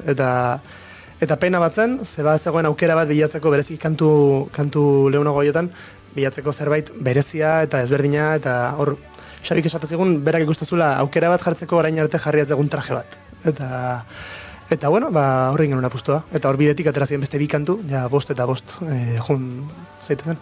Hori da, behar badago hain arte muganek kantu lasaiak izan ditu, baina beti ez dut esango komplejua, baina bai tendentzia izan dugu, kantu lasaia da, baina bukaeran guazen platoak ematea, eta pixkat, bukatzea pixka goian epikan, eta orduan lehenengo erdiaren planteamendu izan zen, ingo dugu kantu lasai bat, komplejurik gabe, guztiz lasaia, eta bere hortan, eta orduan hori da pixkat ezberdintasun nagusia, bilatu dugula hori. Nik hau ikusi nuenean, ez dakit Pablo kontatuta, edabietan ikusita, ez dakit, gogoan izan nuen hemen, lankide izan ditugun hainbat musikarirekin terapia pixkat egin izan dugula ere bigarren kafean, eta bestiok ere egiten dugu eurekin, ez? Gartxot izan zen hemen, Pablo izan zen hemen, eta sorkuntza prozesuen bertigoiek eta aipatzen dira. Eta akaso hau ezin da kontatuko jori, baina nik kontatuko dut behin, Pablo erakutsi zida zigula, kantu bat hemen, eske taldekidek esaten diate geldoegia dela, suabegia dela, eta gu behiratu nien, baina kriston kantua da. Ez dakit, disko honetan dagoen, ez dut lotzen. Dela, lehenengo diskoko azken kanta lo zaudenean. Lo zaudenean? Oso formato raro bada kanta. Bai, zu garrapatu duzuko juri. Ez, baino... Azkenean kanta hori... Ez zait arrotza egiten. Bai, ados. Uste pare bat izan zirela, baino hau bazen nik duela, nik aurreko disko bukatu eta jarraian, nik uste egindako kantuetako bat.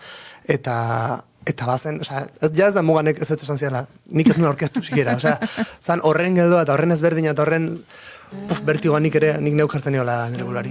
Pablo, eskazuk dagozu asko? Bueno, hemen ja, psikoanalizian. Bai. Piskat, impostore sindromea, ez? Bai, bueno, batzutan besteetan baino gehiago, baina baki zergatik esaten duzu zure hau. Ez dut garatuko, baina...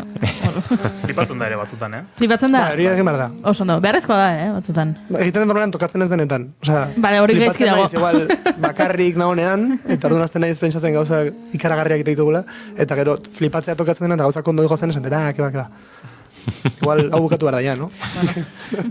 Ba, entzuleok, Pablo Gori kontatu zigunean, eta izan daiteke kantua hau zela, Orain berriro gaia ekarri eta kantua berriro entzuten, izan zitekeen lo zaudenean bai. Guk oso eder sentitzen genuen, eta pasaiazu mobila eta audio bat bialiko diegu taldekidei. Ez dakit bidaltzere ditxote ginen, bidali genuen. Nik uste zuzenean. Bai, ez da, abestia hau mesedez sartu egin behar da. Tira, jakin nuenean diskoa bigolpetan zetorrela pentsatu nuen, hau bada, beste kantu batzuei lekua egiteko modu bat. Eta nire ustez oso kontzeptu interesgarria, akaso Xabier Erkizia bezain interesgarria. Bai, osea, bere marka hor dago, ez? Azkenean guztiz, bere aztarna utzi du, eta ze ondo. Osea, atzo gaina, atzo eginen estudioan ensaiatzen bueltak, eta rente Markosek aldetu zigun beste hori. Aizue, orain ja eta ditugula biak, eta ja, bizkat, ez azkenean, ostra, bigarrena atera arteko EP hontan, bai egonda bertigo bizkat, ez? Oraindik jendeak ez duenan ulertzen dualidadearen kontu hori, zer da beste bizati hori, ez? Bizkat hori bai, urdurtasunak ez da sentitu ditugula, eta ente ja Markosek esan zuen atzo. Ezo, jatea ditugula biak, zuek zein nahiago. Eta hori onginan denak bueltaka, eta azkenean esaten gauza bateako gauza bat, besteako beste bat, baino zeharro genduen bostak honi tokia egin izanaz. Hainbeste duda izan genituen proposatu zigutenean, eta egiten genuen bitartean, eta zeharro gauden orain hau egin izanaz. Ala, unkitzen nahi naiz. Bai, ze polita, bai. Iruditzen zaitera bat asmatu duzuela, gaina pixkat A eta B aldearen kontzeptua pixkat birsortu edo berrekarri duzuela aro digital ontara, ez? Garai batean, hau akaso, vinilo baten bi aldetan koka zitekeen, eta bazen, nolabait, bueno, kantuak ordenatzeko modu bat, ez beti, batzutan A eta B aldeak kantu komertzialago eta ez komertzialago, arraroago, modu diferenteetan bana zitezken, baina formatu digitalera eta plataformetara iritsi eta hemen duzue diskoaren lehen zatia eta hemen duzue diskoaren bigarren zatia, bai, oso kontzeptu interesgarra iruditzen zait, eta gainera behartzen zaitu gehiago diskoa ordenean entzutera. Nolabait, kontzeptuak berak, Joseba, eramaten zaitu, vale, mood honetan nago hau entzungo dut, beste hau entzungo dut. Bai, gu gaine beti izan geha horren defentsoriak. Azkenean, ateratzen dezunean diska bat, adibidez bigarren diska izan daitekena, askotan garratu daiteke, jendeak entzuten dula bestia eta bestea, eta guztan zezki hauek bi, sartze ditu playlistean, ogordetzen ditu nahi duen tokien, eta horiek entzuten ditu, bakarrik eta azkenean olako kontzeptu bat lantzerakoan, eta batez ere lehenengo diska entzuterakoan, azkenean nik uste lehenengo diska inorrek, jende gutxik hartuko dula besti bat gogokoa eta hori entzuko dula bakarrik. Bada beste diska bat entzuteko lasai hartuta 25 minutu, eta diska bere prozesua osotasunean ulertzeko erraztasuna ematen du, eta gehiago disfrutatzen da nik uste. Pablo, Michaeli jarraitzen du Muganen 6. kide hori izaten, eta esango nuke ekoizpen azari garenan hemen banatu behar dugula, ez? Ekoizpen sonoroa batetik eta ekoizpen musikal kontzeptuala bestetik, sonidoak jarraitzen du izaten desente Mugan, desente Michael, desente zuen DNA hori, ekoizpen lan hori, nolabait kontzeptuari dagokionez, aipatu dugu diskoa bizatitan, arregloari, konponketari, horri guztiari dagokion hori aldatu da. Eta komposizioari ere. Xabiren ekarpen handiena, izan da, Xabik nik flipatu dut, entzun da genuen, baina entzute dituzun gauza batzuk, baina egiten du lan kabinatik kanpo, sofa batean eserita zurekin. Eta Xabiren ekarpena, berak ez digu arreglo bakar bat esan. Gauzaren bat, egongo da, naskiziot kredituak endu nahi, baina egin duen guztia izan da, gu bultzatu denbora guztian, argi ez genuen hori egitera. Osa, baldeman gazu hau seguro bezala, hori ez. Venga, urrengo pausoa. Venga, beste, eta esate zigun. Nik estiratuko dizuet, gaizki pasa arte. Osa, zuek esaten diazuen arte ez, nik saiatuko naiz, zuek bestetik batera ematen, deserosatu izan daitekeela, baina berak ero gustu handia dauka, eta guk ere konfiantza jarri dugun bere gara, eta izu, Xabi, zuk neurtu. Noiz arte, noiz den gehiegi, noiz hau ez den polita ja, eta esaten zizun ere. Haizu, jazta, aurrekoa zen. Utzi. Eta beti lehenengo aukera ez estatzea. Hori da, beti bigarren bat bilatzera. Eta ez dugu inoen zegin lan horrela, bez? Beti igual enfokatzen gara, azkenan Michael eta Xabiren artean delegatu... Osea, bereziki gaina, nik uste Michaelengan ere Xabik delegatzen dela asko soinuaren kontua, baina beraz zentratzen da besteik gabezu beste toki batera eramatera, eta guau, guai izan da hori. Komposizio prozesua aipatu Joseba, horrela aldaketak izan dira.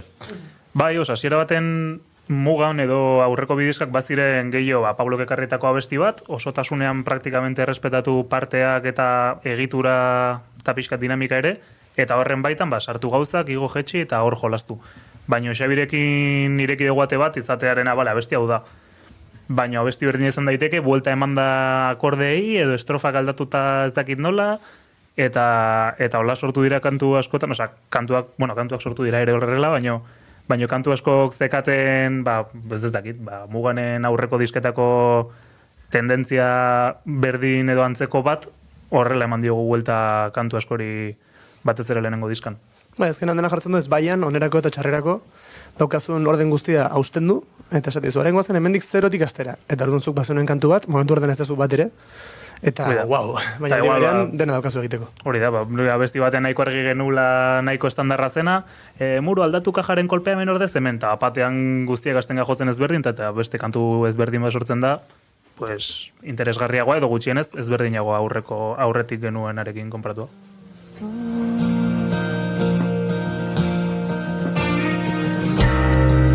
Begiratzen nozuna oreka. Aldatu da lehen gaia kantuak lokalera iristeko modua ere. Jakin badakit, txoko bat baduzula azken hilabete batzutan. Pianoarekin ere trasteatzen hasi zarela. Ez dakit horrek lokalera iristen den lehen gai horretan, kantuaren ideietan, kantu osatu hauetan, eragina izan ote duen, Pablo. Guztiz, besterik kontratu nahizelako nire melodia eta akordeen lehen ideiatik aurrera ez dudala lan asko egin beharria. Lehen saiatzen nintzen eramaten gauzak oso itxita, haiei pixkat laguntzeko, asmoarekin. Eta azkenan askotan laguntzea baino egitezuna da te asko itxi.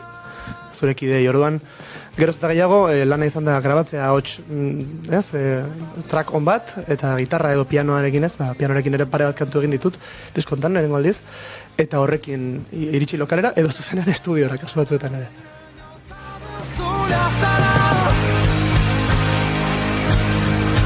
Zein urruti zaude, eta zein gertu dena.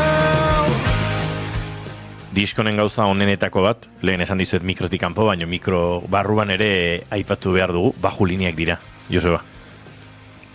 Azelana egin duzuen, benetan zorionak, sonido aldetik Michaeli merituaren erdia emango diogu, ze bajuaren sonidoa bada oso norberarena ere. Masterrak bai zer ikusiak ere. Bai, ziur denak, baina baju lineak oso interesgarriak iruditu zaizkit, eta batez ere alde motelagoan, lehenengo alde horretan, bajoak hartzen ditu espazio batzuk, uste dut orain arte muganen hartzen ez zituenak, ez da egiten ben adoz zaudeten.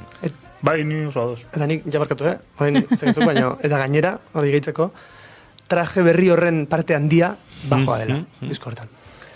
Bai, azkenean diska hontan, hori, saiatu geha bilatzen beste gauza batzuk, eta bajoan eba izan dira, hori, azkenean tendentzia da, haber ziten duten besteek eta nik simple joko dut, eta hortan, gero bilatu ditugu toki batzuk edo, hori, lehen esan dizuan bezala, batez ere lehenengo diskaren premisa izan da dirudiguna, baino... Zaretena baino? Geana baino beto jotzea, edo itxura hori egitea. Eta hori izan dazkenean, gauza simpleak edo egiten, saiatzea sartzen toki honetan, hori ez sobratzeko, baino aportatzea behar dutena momentu bakoitzen. Aizue benetan, trajeak zentzu edo itxura onartu duzuen gorputzetan. Bagoaz, aurrera, eta igual lehen kantu bat eskatu behar diegu, Pablo eta Joseba, eta mugantar guztiei, Muro Markosetan arare antxe dauzkagulako, zein izango da lehenengo kantua? Uste zaldi zuria, lehen diskoko. Lehen diskotik hasiko gara, lehunetik intentsora. Bikote, zoazte gure sete akustikora, eta segituan entzungo duzu entzuleok, zaldi zuria.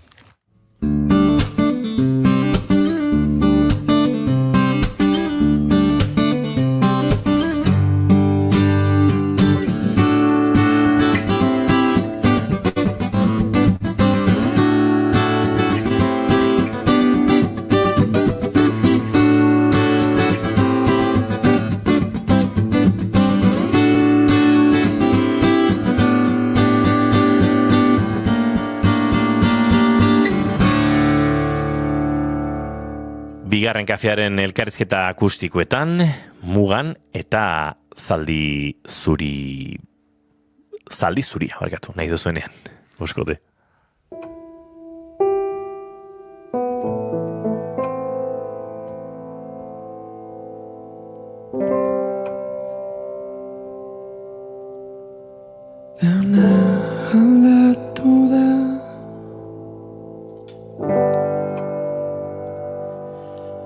Gaur ateri da kanpoan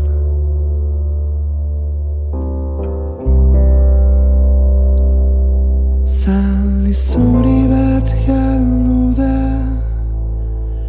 estaltzen duzun zama inork eutsi ez dezan.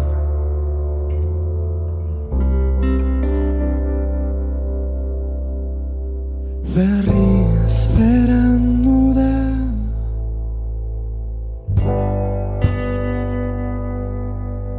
zauri bera da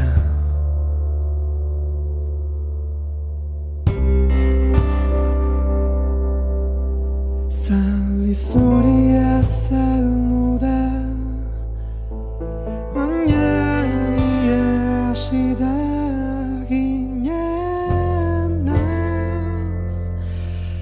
zaldi beltzen moduan berriz zauen maieran gaur zure ginenean ez gara.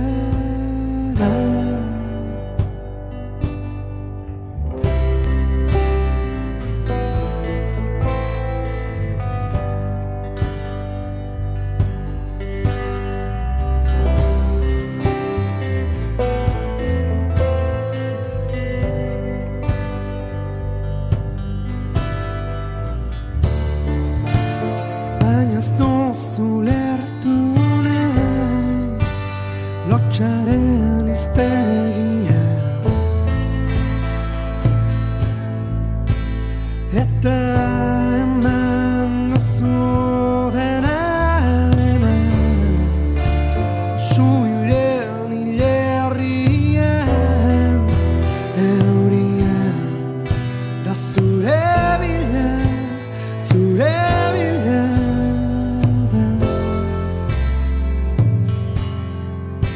eta ez duzu lertu nahi ta zaldi beltzen moduan berriz zaude amaieran gaur zure ginenean ez gara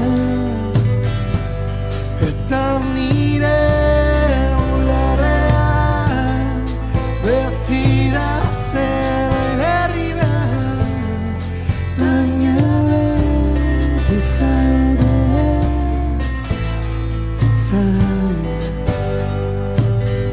ta zaude.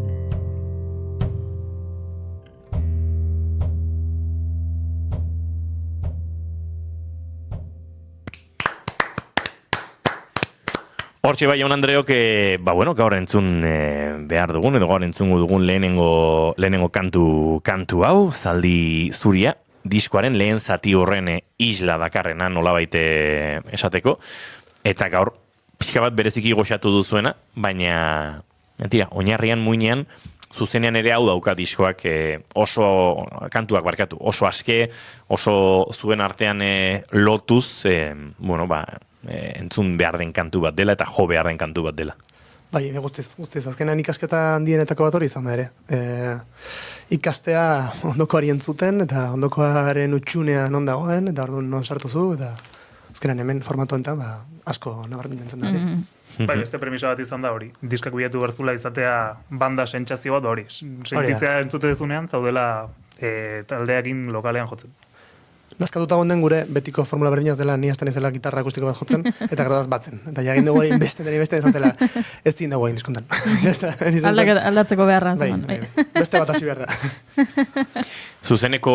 Zuzenekora eramateko garaiare iritsi da, eta gainera zuzeneko oso berezi bat badator, eta honen inguruan ere hitz egin nahiko nuke, aste guztia pasa dugu, sarrera bi zozketatuz igandean Antzoki Zaharrean izango den kontzertu berezi hortarako, eta kontzertu berezi horretan zer topatuko dugunetik, edo topatuko dugun hortatik, zerbait kontatu beharko duzu, Nik uste, topatatzen asko kaletik eta ezagun asko galdetzen daizu, eta jongo naiz igandean, eta ze izango da, jendeak igual entzun du, badago, jende mota bateri igual, lehenengo diskotik gertu dagoen guztia, beste jala berezik interesatzen, da pixkat beldur puntu batekin edo badijo ala de, ze izetit, ze marziana da klase egiten izate.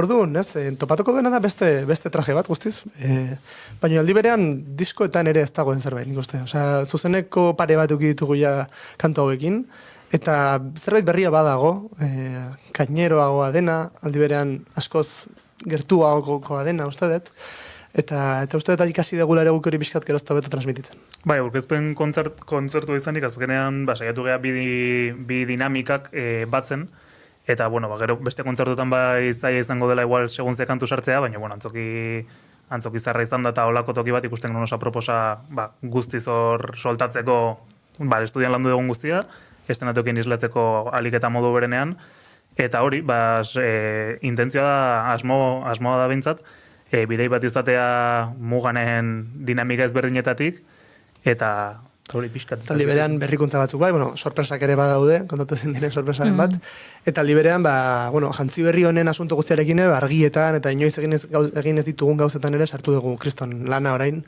eta uste dugu inoiz baino borobilago goazela. Bai, konfiantzakin. Orain bai, flipatzeko gunea, orain bada. Eskerrak. Jetxi mesedez, Esan dute konta zaitezkeen gauza batzuk gertatuko direla, eta guk ez ditugu kontatuko.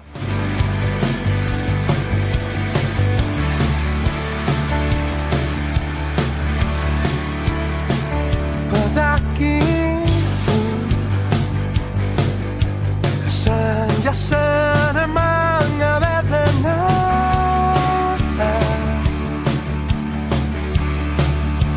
itxaso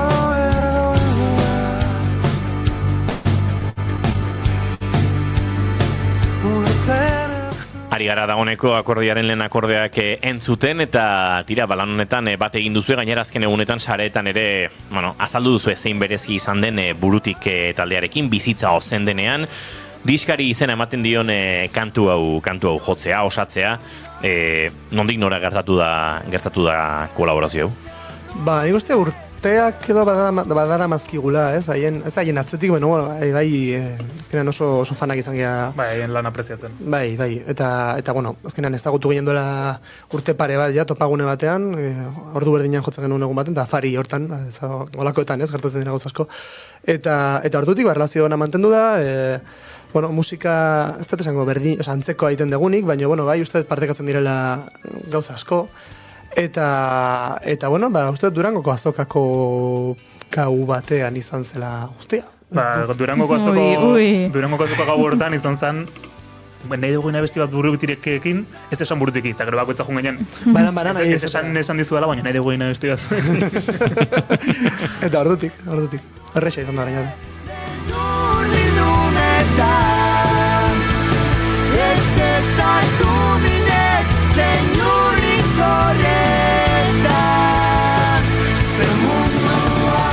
Aipatu duzu Durango 2016ko udaberrian agertuta disko hau, eta honek 2016an? 2026 barkatu.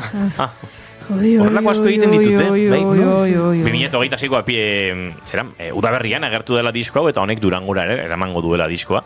Mugan berriro Durangon dago, eta hau ere, bada, ez dakit, azokako konstante bat, oso talde sortzaia zarete, urte batzuk badara matzazue zuzenekoa dela, estudioko lanak direla. Bai, molestatzea gustatzen zaigu. Jo eta fuego lan egiten. Gustatzen dugu gure, hau dela gure lana, eta gero gure hobia dela bat irakaslea dela, bestea dela fisioterapeuta.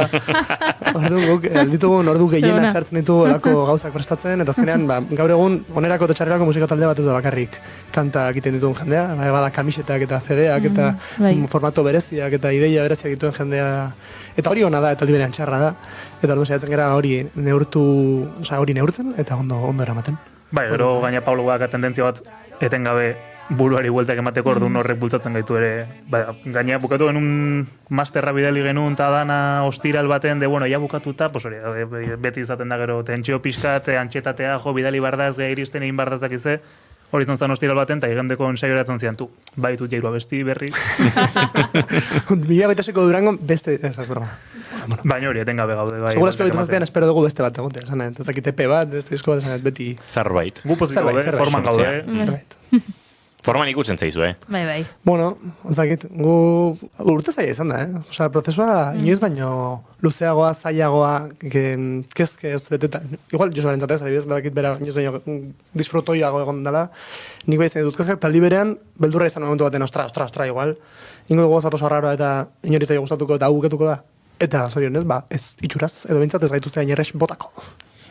Izue, gauza ederra da, hau, eta pozen batzen digu, eta gogoz gara, igandeko kontzertu hortarako, baina ipatu behar dugu, 3 aukera daudela, gure zozketan partzeko entzuleo, sareetan, gaur izango dazkeko guna goiuri. Zero txagabeak zareten. Akaso gaur saio amaieran egingo dugu zozketa? Edo bihar goizean, ostegun goizean? Bihar goizean, osteguna. Ostegun goizean, igander arte, bada denbora entzuleo, antolatzeko. Elkarbanatuko ditugu gure entzulekin, eta Joseba eta Pablorekin, zozketaren aukerak. Ez dugu esango zein den zuzena, baina... Hori da, guk zozketa jarri dugu gure sareetan. Adibidez, Instagramen, story modura, ontxe galdera. 3 aukera daude. Eta entzuleak, kontzertura joan nahi duenak, asmatu, edo behintzat, ondo aukeratu behar du, diskoaren izen berria. Eta 3 aukera jarri ditugu, eta 2 aukeren artean segulako lehia dago, Ordan, agian izena aldatu behar diozu, agia da, gaina izena, Rupert Ordoriko kantu bat, dela bizitza eder denean. Orduan ja, ireki zuen berak ate bat, guk jarraitu dugu, orain zuek hitz berdina aldatzen dezu, erdiko hitz aldatzen dezu, orduan ja genero moduko bat sortu da honekin. Bai. Orduan, zein dira 3 aukerak? 3 aukerak dira. Galera ozen denean, bizitza ozen denean, edo bizitza kafea denean. Eta, zer gertatu da? Esan egingo dugu. Bai, jendea 3. aukera asko gustu zaiola. Jendea da bilela, bizitza kafea denean bozkatzen, era bat, eta... Haien artean gu. Bai, hori ikusi dut baita ere. Ikusi dut nahiko troll zaretela zentzu hortan, eta zueko hori bozkatu duzuela, baina, bueno... Ez que brutala da. Entzuten ari balin bada, bozketan parte hartu nahi duen norbait, oraindik parte hartu ez duena, jakin... kafearena ez dela erantzun zuzena. Bueno, hori ikusteko dago. Oraingoz. Durangon agian bada. Hori da. Pablo, minutu gaurrera doaz eta sarraskiari bere denbora eskaini nahi diogu. Askotan gozatu duzu sarraskiaren sarrera hauen zuten beste norbaiti sarraski egiten genion bitartean. Baina gaur badagokizu, uste dut zuri, galdera bek erantzutea. Iso bakalde egiten du. Sarraskia. Ikaragarria da barkatu, Ahotsa ikaragarria. Bai. Galdera asko dauzkat. Letren inguruko galdera asko eta asko. Beraz, hasi egingo naiz. Esaidazu, entzun nahi dudana, esan berriz eta esan dena, edo soilik esan, berriz esan, edo esan nola egin behar dugun minau ez da dingera, edo dena itzultzen bada, soilik esan, dena itotzen bada, berriz esan, edo mina ematen badizu, esan berriz, esan, zauri hau geldituko da beti, edo badakizu, esan, jasan, eman gabe doa dena. Diskoaren kontzeptu nagusia esatea, komunikatzea, iruditu zait horrek ardazten duela diskoa, badirudi hitz egiteak salbatu egingo gaitu dela. Hala da, hori uste duzu? Guztiz, eta posten naiz, nik uste, ideia argi izan nunean, insistitu nela asko, oso argi, baina, bueno, bai, nik uste orain arteko abestietan eta diskoetan beti igual, hitz egin degula, gehien bat nik nola daramazkidan arazoak barrutik, gehiago nola sentitzen diren barrutik, edo oraingoan lehenengo aldiz ere gara, kanpora begira eta kanpokoarekin hitz egiten, eta pixkat, ni neu ere banago, duela urte batzuk baino ordenatuago. Eta uste dut badela esateagatik eta esaten ikasteagatik. Oso ondo irudikatu duzue diskoan ideia, behintzat ulertu da. Baina, errepikatzearen formula beste kontzeptu batzuekin ere erabili da, eta, gero sartuko naiz, baina jakineko nuke hildo horretatik soilik esan eta berriz esan kantuengatik galdetu nahiko nuke ez. Struktura batzukia identikoak, lehenengoa hasten da eraiki duzun hau begiratzen dut, nik, ilunpean, eta bigarrena dena estaltzen denean, beti galdetzen duzu, begiratzen duzun, zuk hori. Eta badirudia bestiak elkarrekin hitz egiten ari direla ez da. Kontatu zer dagoen honen atzean, ala den, hizketan ari diren abestiak edo ez, edo zer gertatu da? Eskerrak, badago Juri bezalako pertsona munduan, eta gauza bek, ez, entzuteko prest, eta nik gaztetenean mesatzen, bateango da hor. Horako frikade. Bagaude. Bai, azkenean guk estudioaren eman genuen berriz esan. Oso antzekoa zen zerbait, pixkat erdibidean zegoen zerbait, eta Xabi Erkiziaren ekarpena izan zen soilik esan, azkenean kanta berdina, baina beste hizkuntza batean bezala, ez edo. Eta, jolas hori hasieran intzena izan zen berriz esan desagertu, eta soilik esanekin jarri guztia, ez? Eta gero ja bi abestia bi mota hauetan ateratzearen ideia atera zen, eta orduan ireki zen teori, letrak ere junto egiteko, azkenan letrak zati askotan berdina da, baina bai badago nik hitz egiten dudan, ez, hau, eta gero zuk ikusten duzuna, eta zer pentsatzen dudan nik zuk ikusten duzuna nitaz, eta, ez dakit, buelta asko. Bai, oso ederra, jarraituko dugu? Bai, noski, nire gustora. Lehenengo minutuan entzuten dugu beste olerki bat obretan. Eta ondoren abesti batzuek entzuten dituzu eta iristen da momentu batean olerki bat abestia, ez? Errepikatzen den ies olerki bat eta hemen berriro errepikapenaren kontzeptua. Bai, gainera esaldi horrek badauka beste olerki bat obretan mundua usten ari denean. Eta, azkenean gu ere ez gara itxuak mundua dagoen bezala. Eta gu ez gatoz ezer salbatzera, baina behintzat ezin dugu...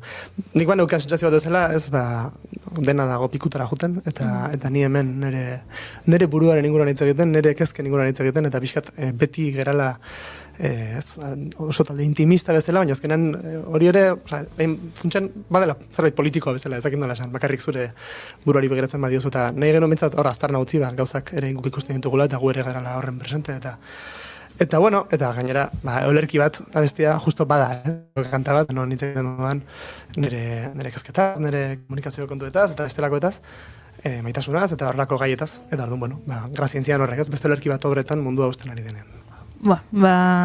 Asko gustatu zaite kontzeptua, eta gero pasako dizut Bislava Zimborskaren poema bat, ze berak hitz egiten du, barkan azala, gerrek barkan azatela loreak erosteagatik. Hori. Eta... Hobe eraman da, eta esplikazio askoz motzago batekin bete. Baina pasako izutze gustatuko zaizu. Venga, jarraituko dut. Lehenengo abestiak dio, bizitza gozen denean, zu beti isiltzen zara, eta diskoko azken abestia da, bizitza gozen denean.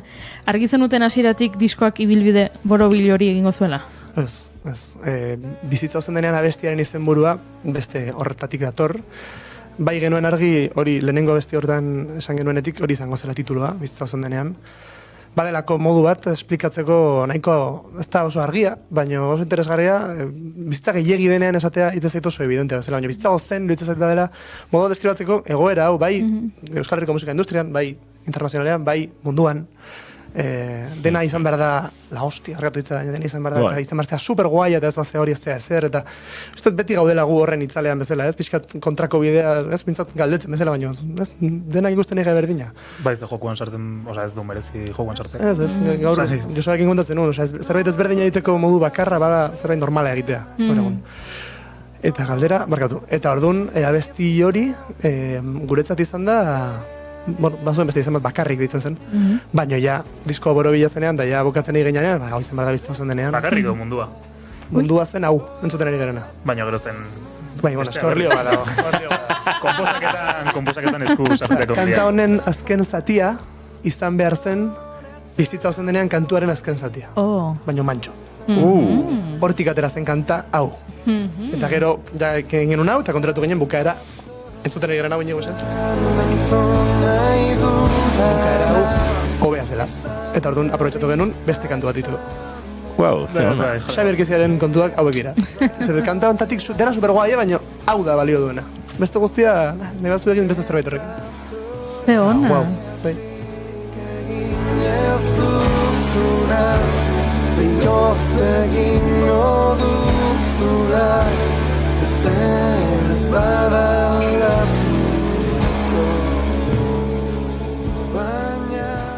Loarena ere hainbatetan aipatzen da.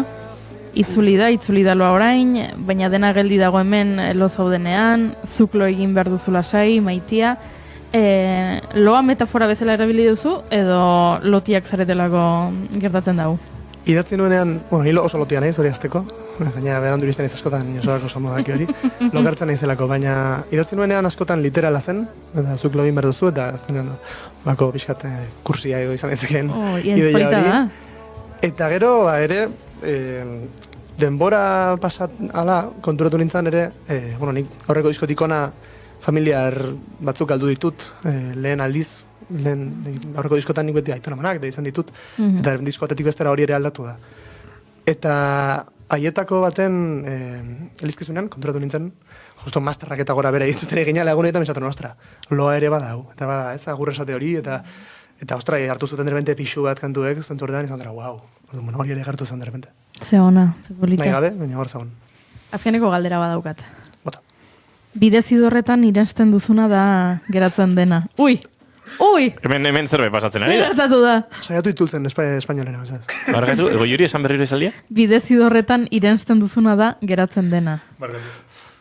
Lo que se queda es lo que te comes en los atajos. Por el camino, un poco. Por el camino. Bueno, yo soy la ciencia ahora con Barkatu, de repente baja de nivel a dos. Buah, totalmente.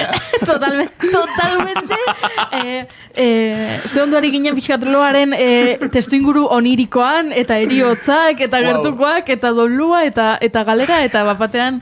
Yo se pasartu guztia egin. Wow. Ikaragarri. Baina, gizu hau zer den, Pablo. Bai. Kazetaritza. Uneko, bai. Venga, egingo dugu 30 segundu atzera, ez da gertatu, eta galdera egingo dugu. Ados. Bidezidorretan irenste duzuna da geratzen dena. Zer da?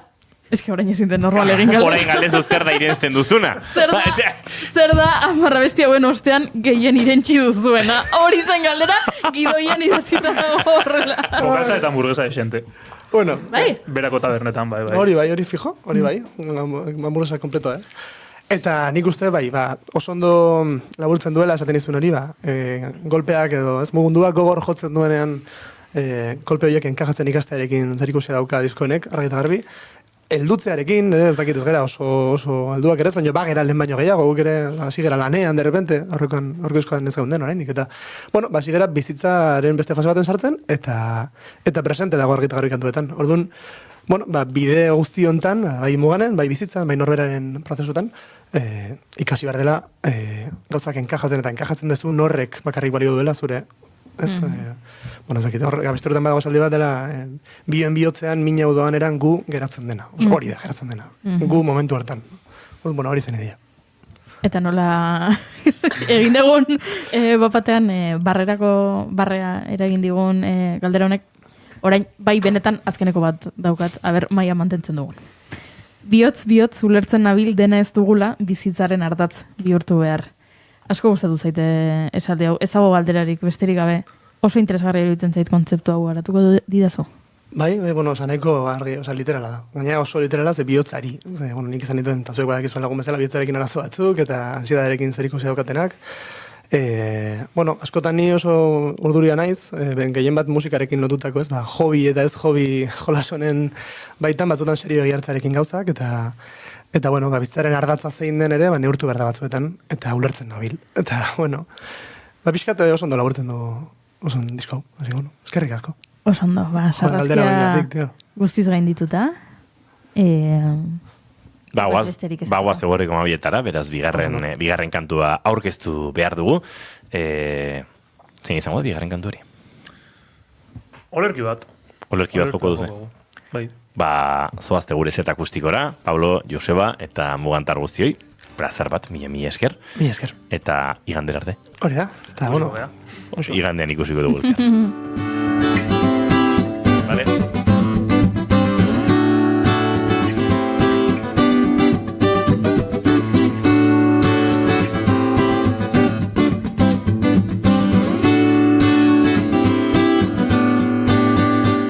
Entzuleo kantu honekin bagoaz bihar goizeko 11:05 bueltan izango gara, baina agurtu aurretik, olerki bat Muganen eskutik, nahi duzunean.